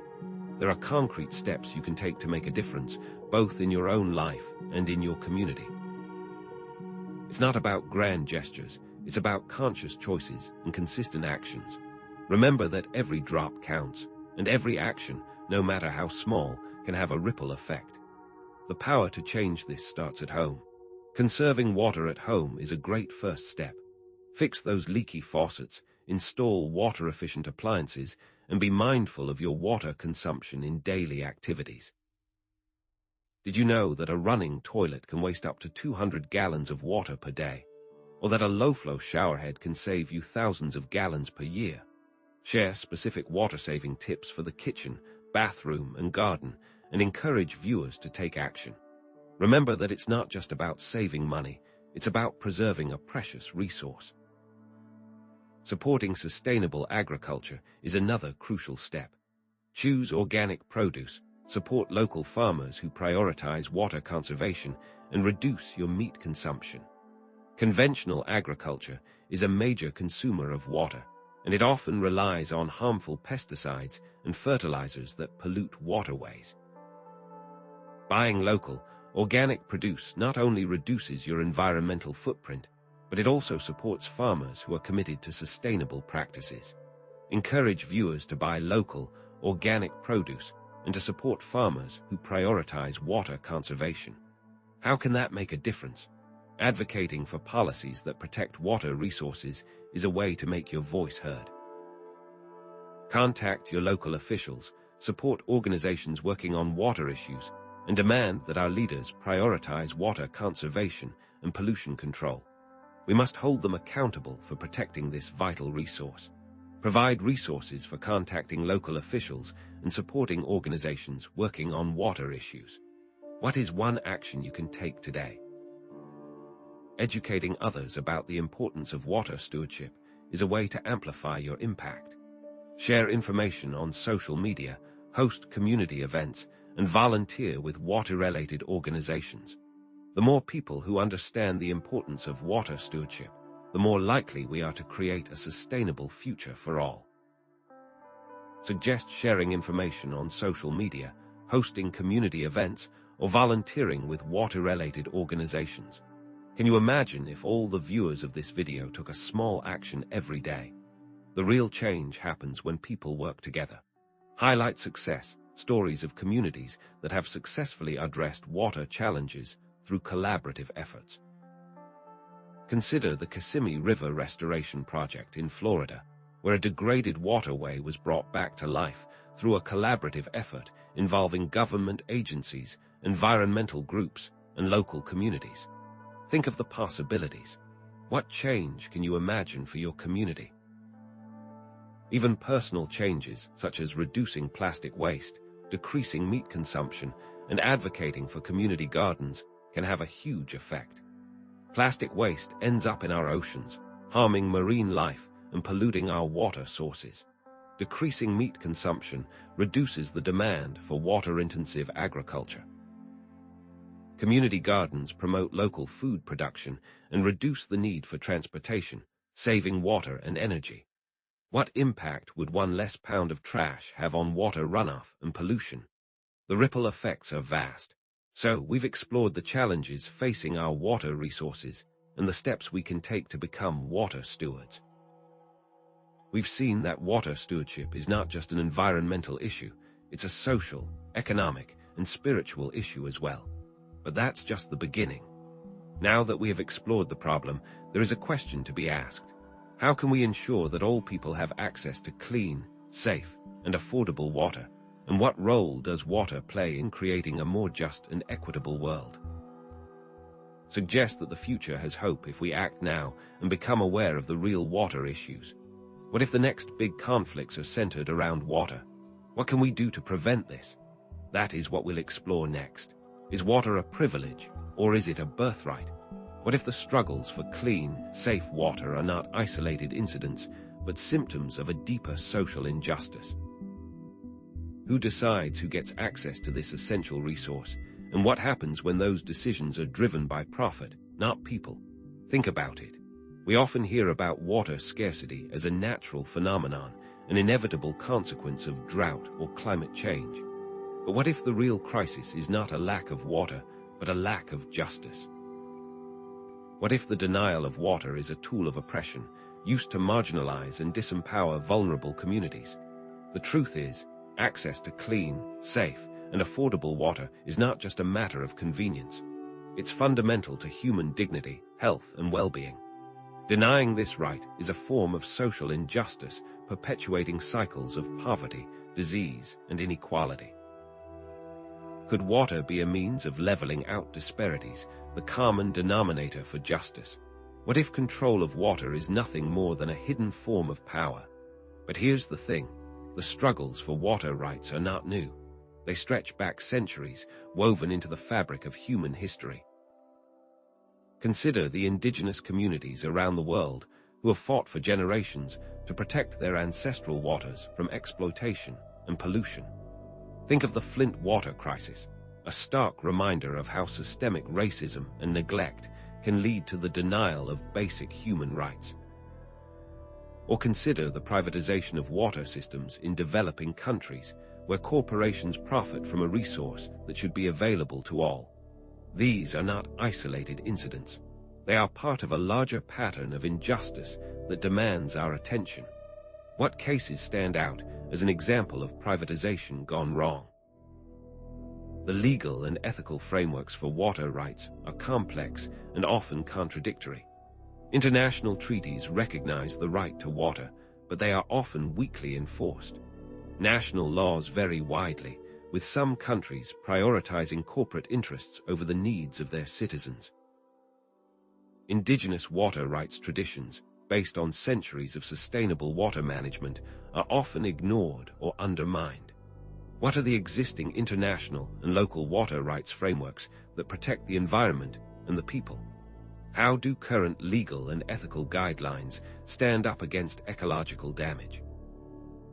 Corporations, governments, and international organizations all play a role in shaping water policy and influencing access to water resources. Multinational corporations often seek to control water resources for profit, building dams, diverting rivers, and bottling water for sale. Governments can either protect water rights or facilitate their exploitation, depending on their political priorities. International organizations, such as the World Bank and the International Monetary Fund, often promote policies that favor privatization and deregulation, which can undermine access to water for the poor. What are some ways corporations influence water policy? How is the government and the IMF involved? The ecological damage from denying water rights is immense. Rivers run dry, ecosystems collapse, and species go extinct. The Aral Sea, once one of the largest lakes in the world, has been reduced to a fraction of its former size due to water diversions for agriculture. The Colorado River, which once flowed freely to the Gulf of California, now struggles to reach the sea. The Amazon rainforest, the lungs of the planet, is threatened by deforestation and water pollution. These are not just environmental tragedies. They are also human tragedies, as communities lose their livelihoods, their homes, and their way of life. Which locations and species are specifically threatened by lack of water? What does this say about our own futures? But here's where come in. You have the power to promote water justice in your own community and around the world. You can support organizations that are working to protect water rights and ensure access to clean water for all. You can advocate for policies that prioritize water justice and promote sustainable water management practices. You can consume products and services from companies that are committed to responsible water use and environmental stewardship. And you can educate others about water rights and inspire them to take action. Start by becoming aware of the issues in your own community, and then reach out to organizations that are working to address them. Consider donating to or volunteering with organizations like WaterAid, Charity, Water, or the Environmental Defense Fund, all working to protect water rights and ensure access to clean water for all. Contact your elected officials, sign petitions, and participate in public hearings on water-related issues. Research companies and support those that prioritize sustainability, reducing your water consumption, purchasing products from companies with sustainable practices, and supporting water rights organizations. Share information on social media, host community events, or start a local water justice group. These actions, small or large, will create real change. The key is solidarity and collective action. We must stand together to demand that water is treated as a human right, not a commodity to be bought and sold. We must support communities that are fighting for their water rights and hold corporations and governments accountable for their actions. We must create a world where everyone has access to clean, safe, and affordable water, regardless of their income, race, or geographic location. What personal changes can you make to promote water access and justice? How can we, as a collective, create real change? So, we've seen how water rights are fundamental human rights, and that promoting water justice is essential for creating a more just and equitable world. We've explored the various actions you can take to support water rights and emphasized the importance of solidarity and collective action. But that's just one piece of the puzzle. How can water promote peace, reconciliation, and social harmony in communities that have been divided by conflict or injustice? What if water isn't just about survival, but about healing? Next, we'll explore water ceremonies for healing and forgiveness, water as a symbol of unity and interconnectedness, and the potential for water to foster cross-cultural understanding and cooperation. Is there a spiritual dimension to water justice? And can we use water to heal old wounds and build bridges between different groups of people? Is water simply a resource to be fought over, or could it be something far more profound? What if the very substance that fuels conflict could also be the key to fostering peace? Think about it. We often hear about water wars and resource scarcity, painting a picture of inevitable conflict over this precious resource. But what if this narrative is incomplete? What if water, in its very essence, embodies qualities that can bridge divides and promote harmony, offering a path towards reconciliation where we least expect it? The truth is, water is not just H2O. It's a symbol of fluidity, adaptability, and interconnectedness, reflecting the very qualities needed for peaceful resolution and understanding. Could something as simple as water be the common ground we've been overlooking, a tool for building bridges instead of walls? What if shared water responsibilities could be a means for mending broken social dynamics? But here's the thing. Water isn't just a passive element. It actively shapes its environment, flowing around obstacles and adapting to its surroundings. This mirrors the flexibility and compromise needed in conflict resolution. Water dissolves impurities and cleanses, offering a symbolic fresh start and the possibility of forgiveness. The interconnectedness of water flowing from rivers to oceans, evaporating into clouds, and falling as rain reminds us of our shared dependence on this vital resource and the need for cooperation. How can we harness these inherent qualities of water to heal historical wounds and build trust between conflicting groups? Throughout history and in contemporary times, water has played a surprising role in promoting peace and reconciliation. Consider the Middle East, a region plagued by conflict and water scarcity. Despite political tensions, countries like Israel, Jordan, and Palestine have found ways to cooperate on managing shared water resources, recognizing their mutual dependence. Or consider indigenous communities around the world who use water ceremonies to heal from trauma and rebuild relationships after conflict, cleansing the past and embracing a shared future. These examples demonstrate the power of water to transcend political boundaries and foster a sense of shared humanity. What specific qualities of water make it suitable for promoting peace and reconciliation? The truth is, water's ability to cleanse and purify, both physically and symbolically, makes it a powerful tool for promoting forgiveness and new beginnings. Think of the act of washing away dirt or impurities, a symbolic act of releasing the past and embracing a fresh start. Water's fluidity and adaptability also mirror the need for flexibility and compromise in conflict resolution, reminding us to bend and flow rather than resist and break. And perhaps most importantly, water's interconnectedness reminds us that we are all part of a larger whole, sharing a common need for this essential resource. Is it possible to learn from water how to overcome obstacles and find common ground? Consider water as a shared cultural element, uniting different communities and perspectives. Think of the countless cross-cultural rituals and festivals centered around water, from ancient Roman bathhouses to Japanese onsen to indigenous sweat lodges. Water-related stories and myths often promote respect for nature and interconnectedness, teaching valuable lessons about sustainability and cooperation. By recognizing water as a shared cultural treasure, we can foster empathy and understanding between different cultures and perspectives. What if embracing our shared dependence on water could dissolve cultural barriers? So, how can you incorporate water into your own life as a tool for promoting peace and harmony in your relationships and communities? You might consider using water ceremonies to heal personal conflicts and strengthen relationships. Create a water altar, setting an intention for healing and offering gratitude to the water element. Light candles and speak your intentions aloud, visualizing the water absorbing your words and intentions.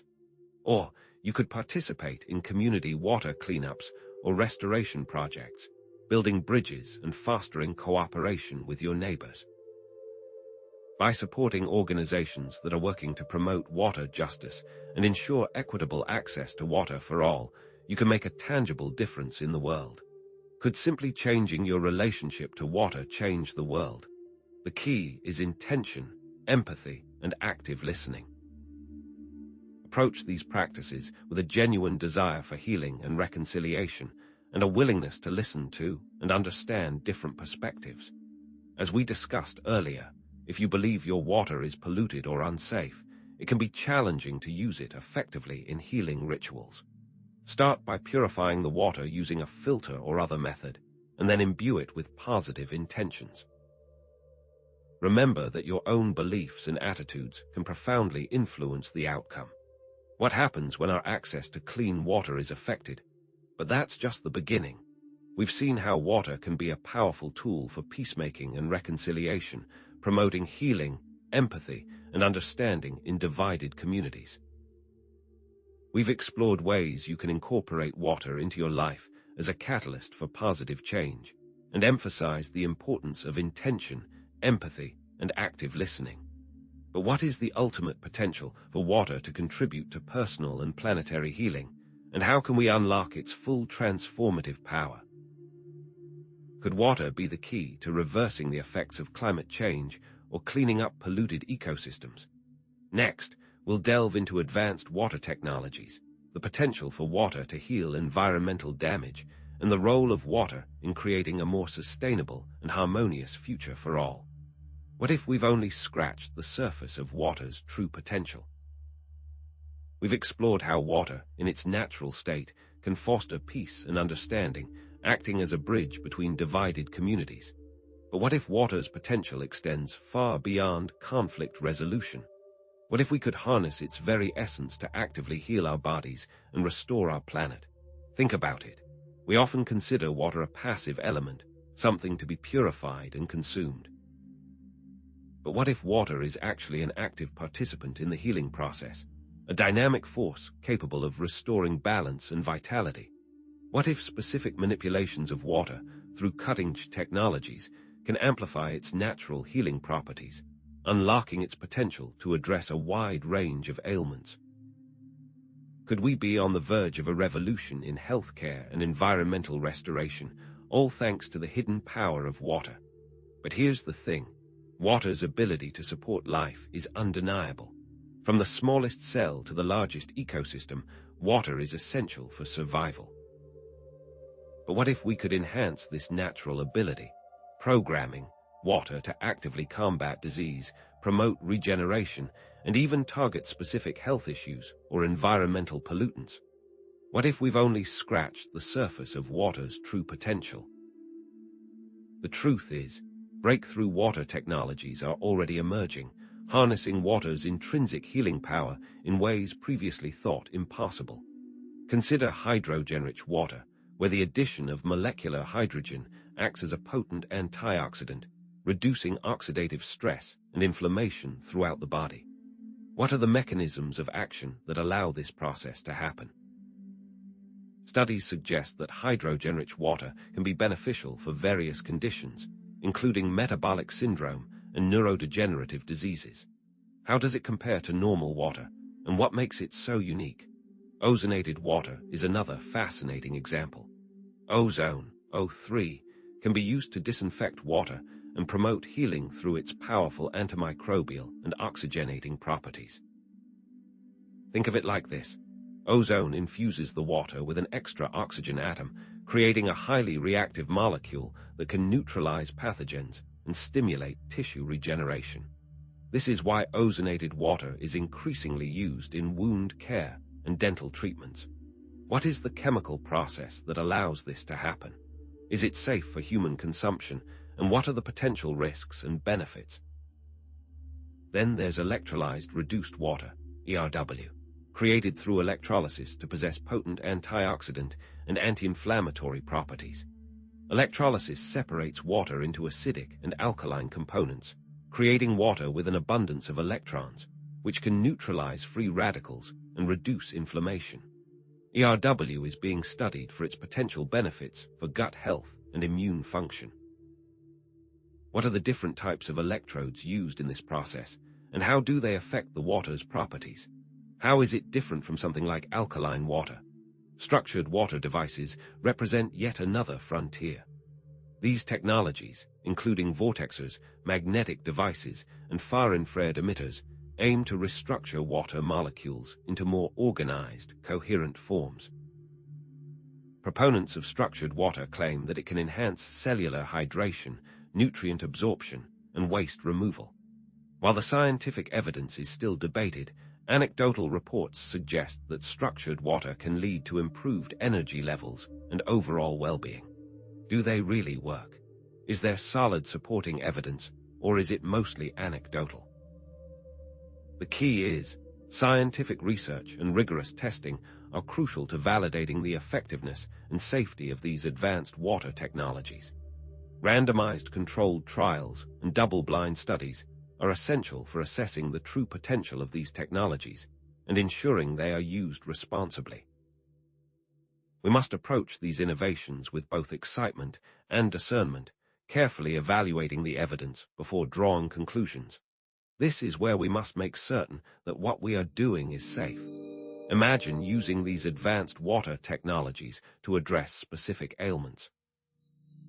Ozonated water can be used topically to disinfect wounds, promote tissue regeneration, and treat skin conditions like eczema and acne.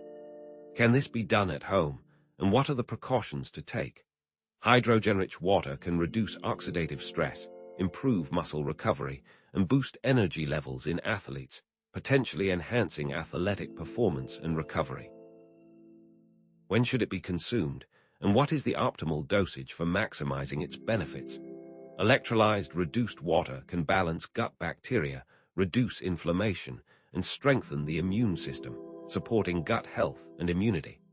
How is this different from drinking probiotics or eating fermented foods, and what are the potential synergistic effects? Structured water may enhance cellular hydration, nutrient absorption, and waste removal, leading to improved energy levels and overall well-being. How do you know it is working, and what are the telltale signs that your cells are being better hydrated? For incorporating these water technologies into your daily life, start by choosing the right device for your needs and budget. Research different brands and models, read reviews, and compare features. Use these technologies safely by following the manufacturer's instructions and consulting with a healthcare professional if you have any underlying health conditions. Track your results by monitoring your symptoms, energy levels, and overall well-being. Keep a journal to record your progress and identify any potential benefits or side effects. But how can the average person choose the best water filtration, especially with all the conflicting information out there? But here's the catch. There may be aspects of your water that are affecting your ability to heal, and there may be contraindications for certain treatments. Hard water, for instance, may not be ideal for certain skin conditions, while individuals with kidney problems may need to limit their intake of mineral-rich water. The quality of your water is incredibly important for all treatments. It's crucial to highlight potential risks of using certain water technologies without consulting a healthcare professional, especially for individuals with underlying health conditions. What steps must you take to ensure your water is safe for all treatments? So, we've seen how advanced water technologies hold immense promise for revolutionizing healthcare and environmental restoration, harnessing water's intrinsic healing power in ways previously thought impossible. We've explored specific examples, such as hydrogen-rich water, ozonated water, ERW, and structured water, and discussed their potential applications for various ailments. We've also emphasized the importance of scientific research, responsible innovation, and consulting with healthcare professionals. But what is the long-term potential for water to contribute to global healing and planetary transformation? What ethical considerations must be addressed as we develop and implement these technologies? Will we eventually develop water technologies that can reverse the effects of climate change or clean up polluted ecosystems on a large scale?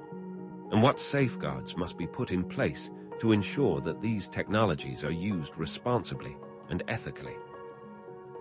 Next, we'll explore the potential for water as a tool for environmental remediation, the ethical implications of manipulating water, and the potential for water to create a more sustainable and harmonious future for all.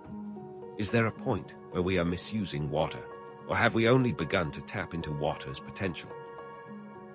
We've explored how water can be enhanced with hydrogen, ozone, and electrolysis to promote health and healing. But what if water's potential extended far beyond the human body? What if we could harness its unique properties to heal entire ecosystems, reversing the damage we've inflicted upon our planet? Think about it. We often view environmental problems as massive, intractable challenges, requiring complex technological solutions. But what if the answer lies in something far simpler, something that's already all around us? Water. What if water, treated with intention and combined with innovative technologies, could become a powerful tool for environmental remediation, restoring balance and harmony to our planet? But here's the thing. Water possesses an inherent ability to cleanse and support life. It's the lifeblood of our planet, connecting all living things. But what if we could amplify this natural ability, using water to actively remove pollutants, restore degraded habitats, and promote biodiversity? What if we could shift our perspective from simply conserving water to actively restoring ecosystems with water? The truth is, water, when implemented with the right technologies and intentions, can be an active agent in reversing ecological damage. Let's consider how water can be applied as part of specific technologies and practices that work toward restoration. Constructed wetlands are one such example. These man-made ecosystems mimic the natural functions of wetlands, filtering pollutants from wastewater and reducing nutrient runoff. Think of them as natural water treatment plants, using plants, soil, and microorganisms to purify water. How long do they take to get established? Typically, it takes a constructed wetland 1 to 3 years to reach full functionality, depending on the size, design, and climate. Some successful projects include the Arcata Marsh and Wildlife Sanctuary in California, which treats the city's wastewater and provides habitat for a diverse array of wildlife, and the Chingyechen Stream Restoration in Seoul, South Korea, where a buried river was uncovered and restored with constructed wetlands, creating a vibrant urban oasis. But are constructed wetlands practical for all climates, and what are the limitations? Biochar represents another promising approach. This charcoal-like substance, made from biomass, can be added to soil to improve its health, enhance water retention, and sequester carbon. Think of it as a sponge for the soil, soaking up water and nutrients and releasing them slowly to plants. How can you make biochar? It's produced by heating biomass in a low-oxygen environment, a process called pyrolysis. Biochar is most effective in sandy or degraded soils with low organic matter, improving their ability to hold water and nutrients. The Amazonian dark earths, or terra preta, are a prime example of how biochar can transform infertile soils into productive agricultural lands. What is the optimal ratio of biochar to soil, and how does it affect different types of crops? Mycormediation, the use of fungi to clean up polluted soils and water sources, offers yet another fascinating solution. Certain types of fungi have the ability to break down pollutants, such as heavy metals, pesticides, and oil spills. Think of them as tiny cleanup crews, using their enzymes to digest and neutralize harmful substances. What types of fungi are most effective? Oyster mushrooms, for example, are known for their ability to degrade hydrocarbons, while other species can accumulate heavy metals in their tissues. Mycormediation has been used successfully to clean up oil spills, remove pesticides from agricultural runoff, and remediate contaminated soils at industrial sites. But what about the potential risks of introducing non-native fungi into an ecosystem? And how can we ensure that mycormediation is safe and effective? What are the benefits of using them to clean water? Rainwater harvesting, collecting and storing rainwater for later use, provides a simple yet effective way to reduce reliance on municipal water supplies and conserve water resources. Think of it as tapping into a free and abundant source of clean water, reducing your environmental footprint and saving money on your water bill. How effective is this in areas with low rainfall? Even in arid regions, rainwater harvesting can supplement existing water sources, providing a valuable source of irrigation for gardens and landscaping. Different methods include collecting rainwater from rooftops, using rain barrels or cisterns, and creating infiltration basins to recharge groundwater aquifers. What are the costs involved in setting up a rainwater harvesting system, and what are the potential savings? The key is, these water-based strategies are most effective when integrated with other sustainable practices. Renewable energy can power water treatment plants and irrigation systems. Organic farming practices can reduce the need for pesticides and fertilizers, minimizing water pollution. Ecological restoration projects can revitalize degraded ecosystems, enhancing their ability to filter water and support biodiversity. What if we viewed our planet as a single, interconnected ecosystem, where water plays a central role in maintaining balance and harmony? Imagine starting a community garden that utilizes rainwater harvesting to irrigate crops and composting to improve soil health. Envision supporting local organizations that are working to restore wetlands and rivers, providing habitat for wildlife and filtering pollutants from the water. Picture advocating for policies that promote sustainable water management, incentivizing the use of water-based remediation technologies, and protecting our precious water resources. So, how can you implement these water-based environmental remediation strategies in your own communities? Start a community garden or urban farm, using rainwater harvesting and composting to conserve water and improve soil health. Here's a simple how-to. Choose a sunny location, build raised beds, collect rainwater in barrels, and add compost to your soil.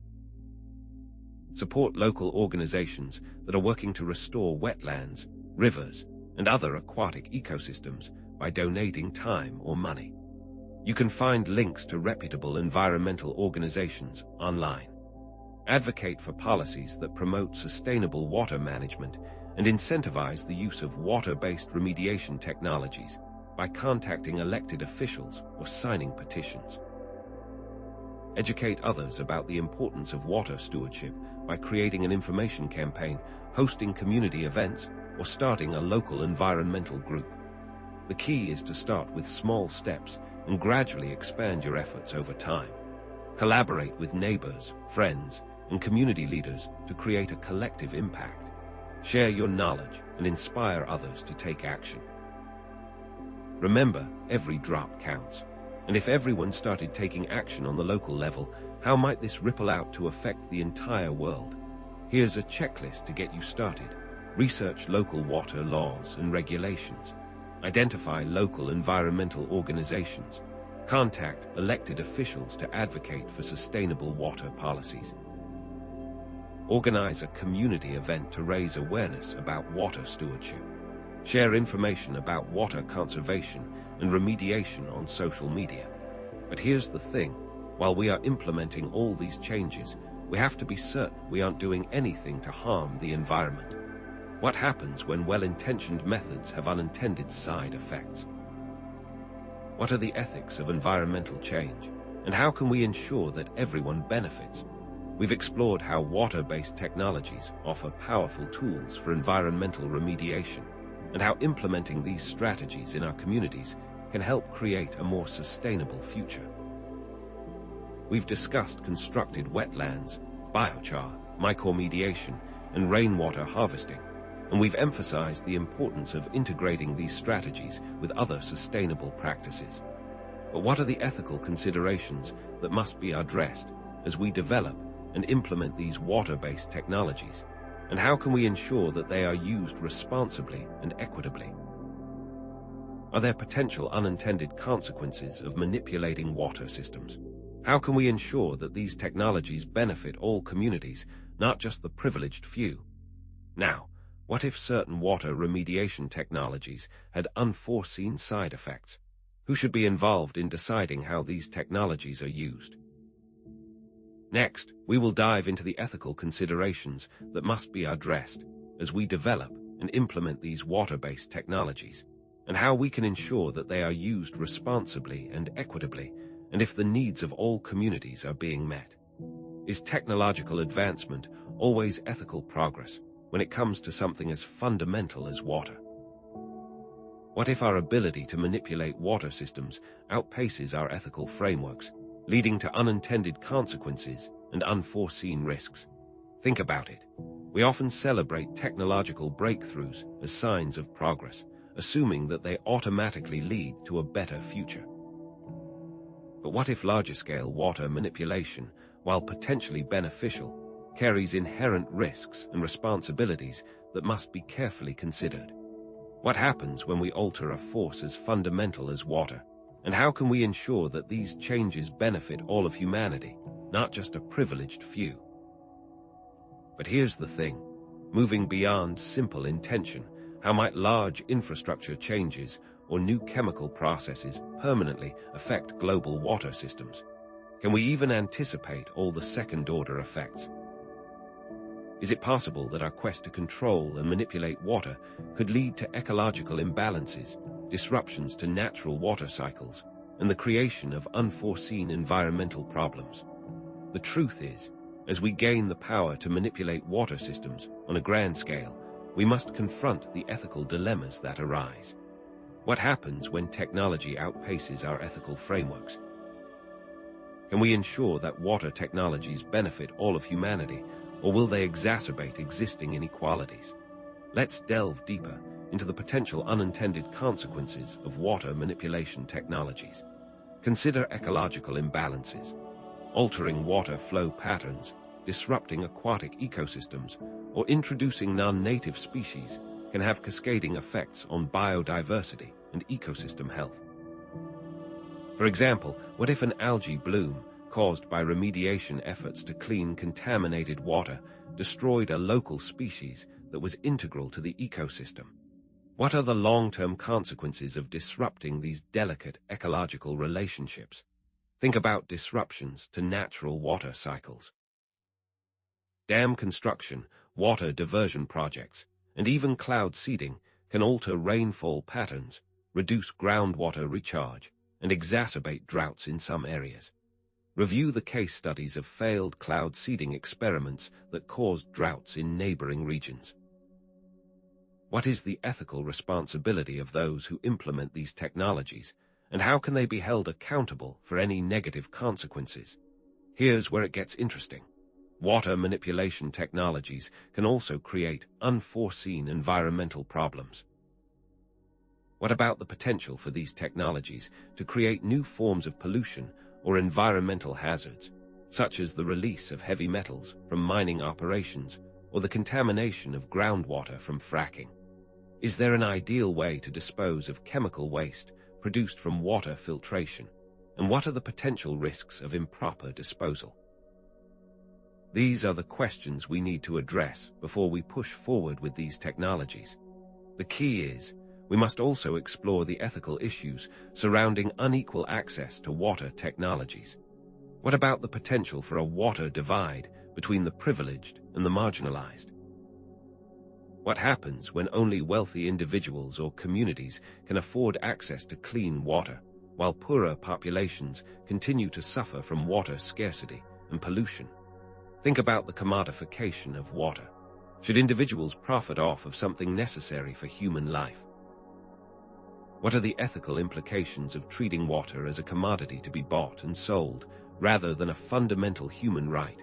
If water becomes a luxury item, what happens to those who cannot afford it?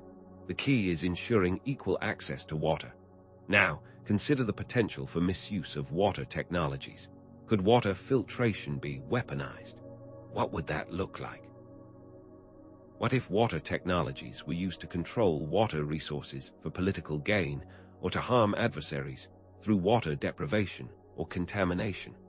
We have to also think about who will be held accountable for weather manipulation disasters. What if someone diverted water from protected areas or manipulated weather patterns to create droughts or floods? The truth is, economic damage can occur when water issues lead to societal problems. If water contamination makes a community uninhabitable, what happens to the people who live there, and who is responsible for the economic and social consequences? These are the ethical considerations we must address. Imagine suggesting some guidelines for responsible development and implementation of water technologies. How can community members get involved in discussions? We must emphasize the importance of involving local communities in decision-making processes related to water management and ensuring that their voices are heard and respected. Here's a step we can implement.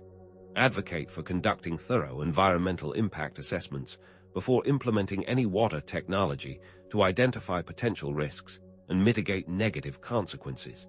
Discuss what factors should be considered during impact assessments and which groups should be consulted. The key is we must ensure there is ethical oversight. Propose the establishment of independent ethical review boards to oversee the development and implementation of water technologies and ensure that they are used responsibly and equitably.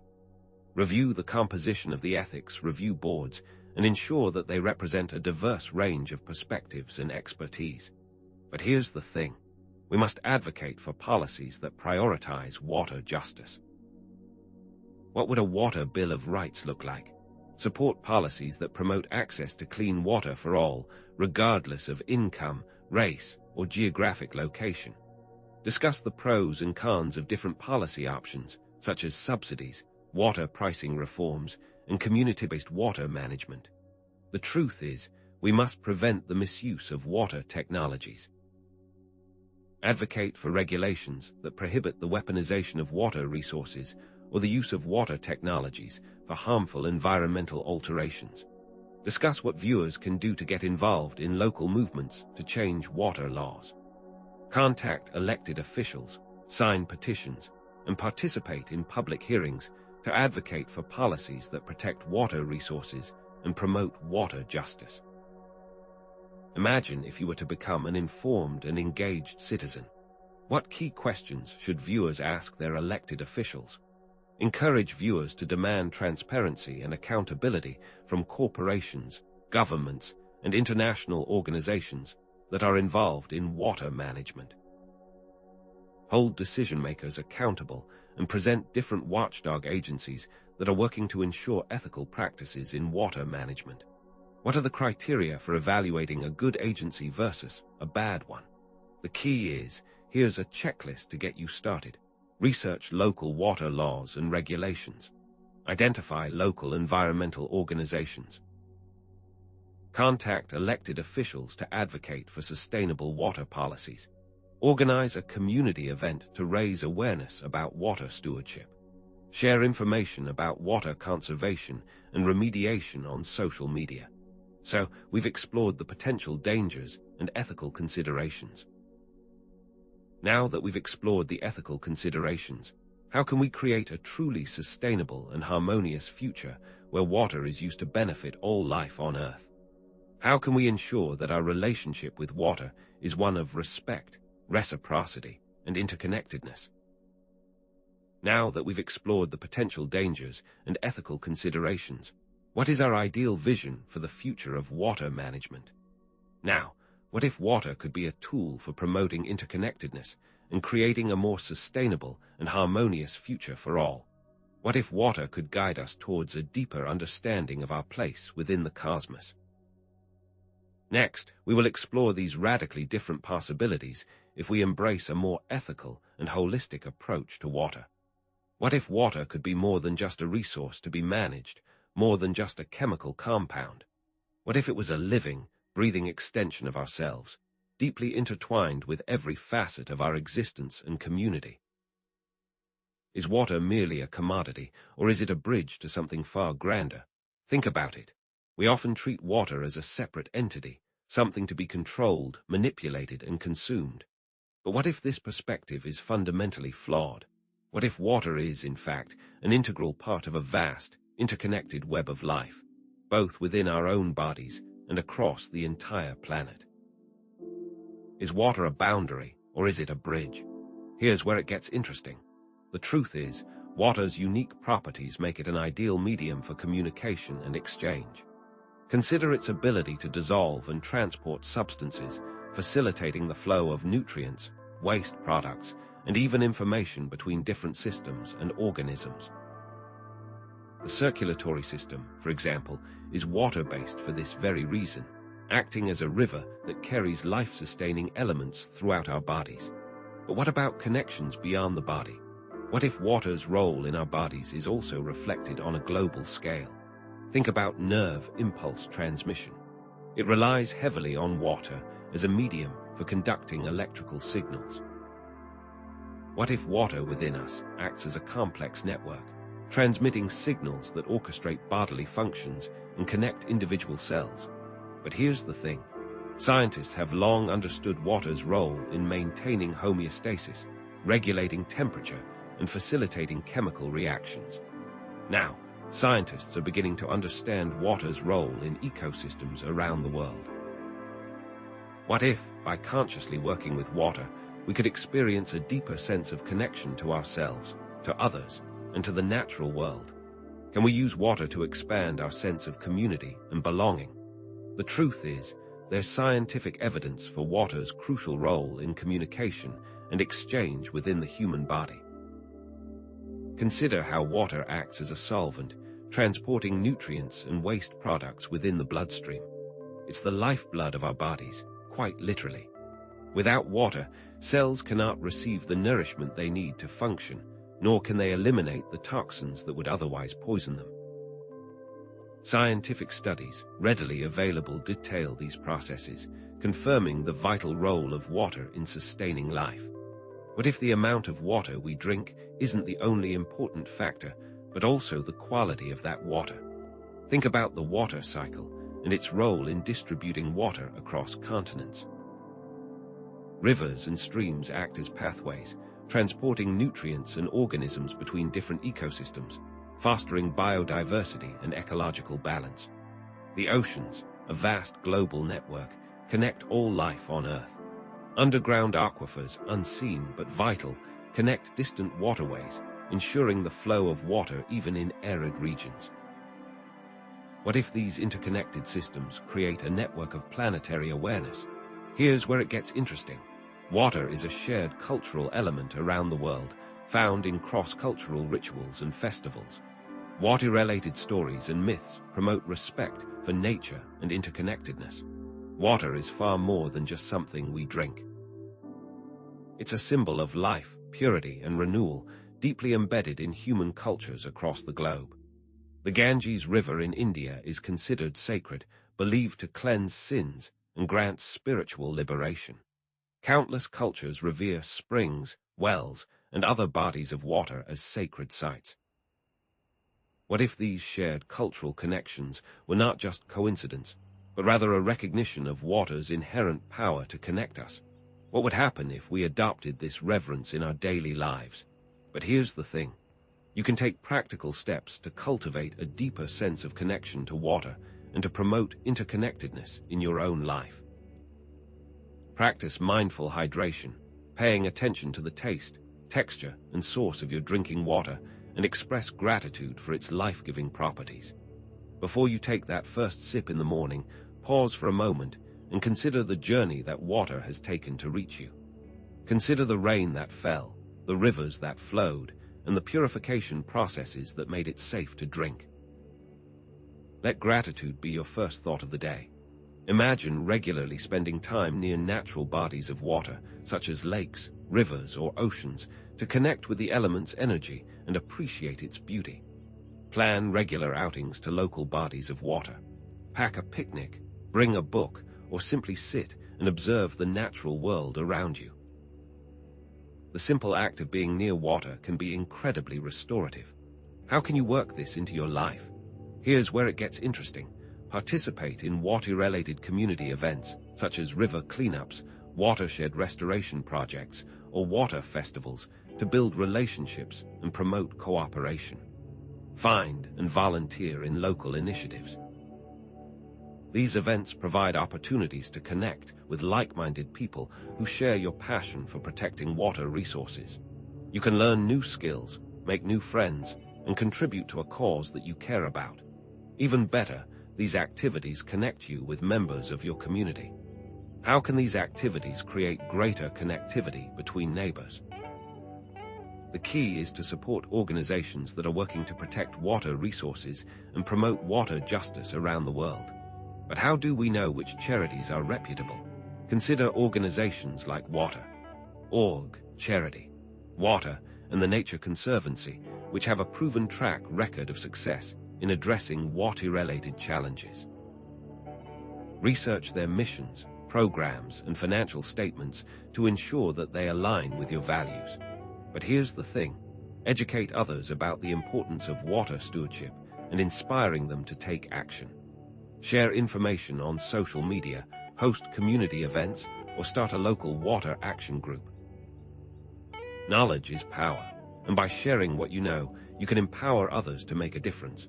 Simple steps like these can expand awareness. What is stopping you from taking these steps today? The truth is, you can also reduce consumption of water-intensive products and processes in daily life. Did you know that agriculture accounts for 70% of global water use? Meat production, in particular, is incredibly water-intensive. By reducing your meat consumption and choosing plant-based alternatives, you can significantly reduce your water footprint. Additionally, consider the water footprint of the products you buy, from clothing to electronics. Opt for sustainable and ethically produced items whenever possible. Are there products you regularly consume that you can replace? Imagine creating a more compassionate and sustainable world by recognizing our interconnectedness with all life on Earth and working together to protect water resources. Highlight success stories of communities that have successfully addressed environmental challenges through collaborative efforts. One example is the city of Curitiba, Brazil, which has implemented innovative urban planning strategies to protect its water resources and improve the quality of life for its residents. What could your local government do to implement similar policies? But here's the thing. You can also use personal artistic expression about water to create discussion. Create a song, poem, or painting that celebrates water's beauty, power, and importance. Share your creation with others and encourage them to reflect on their own relationship with water. Art has the power to transcend boundaries and connect people on a deeper level. What is an artistic project you could engage with? Now, what if we reinforce the idea that water embodies and enables interconnectedness? It is a key ingredient in an individual's and community's long-term health. We can practice mindful hydration, spend time in nature, participate in community events, support charities, and educate others. These practical actions help us connect with water and promote interconnectedness. Now that we have reviewed all of these topics, how will water change your life? The key is, in conclusion, how will you respect water? Will you take the proper steps to recognize water in your own life? Can we change the world, one drop at a time? Now, we'll discuss how water rituals and practices can bring all of these concepts together. So, as we reach the end of our journey exploring the transformative power of water, let's reflect on the questions we posed at the beginning. Is the water you're drinking really just H2O? What if water held secrets, a memory of everything it has ever touched? We've seen how water is far more than just a chemical compound. It's a dynamic element capable of storing and transmitting information. Remember, water is not merely a resource, but a responsive medium, shaped by intention, ancient wisdom, and our daily integration with it. We began by considering water's scientific properties, then explored its role in ancient rituals, and finally, detailed a practical water purification ritual you can use to raise your vibrational frequency. The key is that these concepts are intertwined. Purifying the water prepares it to receive intention, while consistent integration makes the benefits sustainable. In essence, we purify, we intentionally charge, and we integrate daily. But here's the thing. Did you know that water practices extend beyond personal well-being? Remember, water is also used in healing practices and in justice rituals, reflecting its importance to the health of our planet and all of our communities. What if conscious water purification were more than just a personal practice?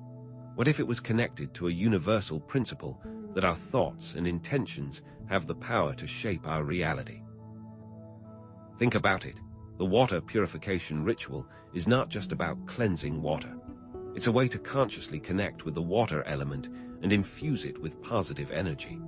When we approach water with reverence and intention, we tap into a deeper power, becoming co-creators of our own experience. And isn't that what many ancient traditions have been telling us all along? But here's the thing, many ancient wisdom traditions view water as a sacred element with cleansing and transformative properties. Consider the concept of living water found in various spiritual traditions. This isn't just about physical purity, it's about spiritual vitality. And the act of purifying water connects you to ancestors. What if some consider water to be the source of all life and consciousness, as if it were a memory of the universe? What if ancient water rituals are whispers from the origin of the cosmos? Imagine a world where everyone consciously worked with water, infusing it with positive intentions, and using it as a tool for healing, connection, and peace.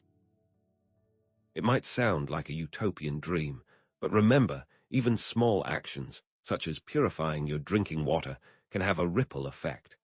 The power of this transformative practice is in your hands. You now have the tools to transform your reality and inspire others to do the same. The ability to change is within you. Remember that the path to greater well-being and consciousness may not always be easy, but that every drop counts. Now, what will happen when more people embrace the practice of conscious water purification? How can we use water to create a more sustainable and harmonious world? What will happen when our intentions and beliefs combine with water? What ripple effect will this have on the planet? These are questions that deserve further thought and exploration. As we look forward, consider exploring advanced water technologies, getting involved in water conservation efforts, or researching different cultural traditions related to water. Water is a key ingredient in individual and community long-term health, so consider supporting companies that are working to purify and save our water resources. The future of our water depends on the people working to save it. I encourage you to try the water purification ritual and share your experiences in the comments section below. We'd love to hear what you notice after trying this ritual. Please share your thoughts and questions. If you found this video helpful, be sure to subscribe to our channel for more content like this. We regularly explore topics related to consciousness, spirituality, and sustainable living. I will also link some resources in the description where you can learn more about water and its transformative potential. Remember, you have the power to transform your water and transform your life. Water plays an essential role in all of this. Thank you for joining me on this journey. Be the change, one drop at a time.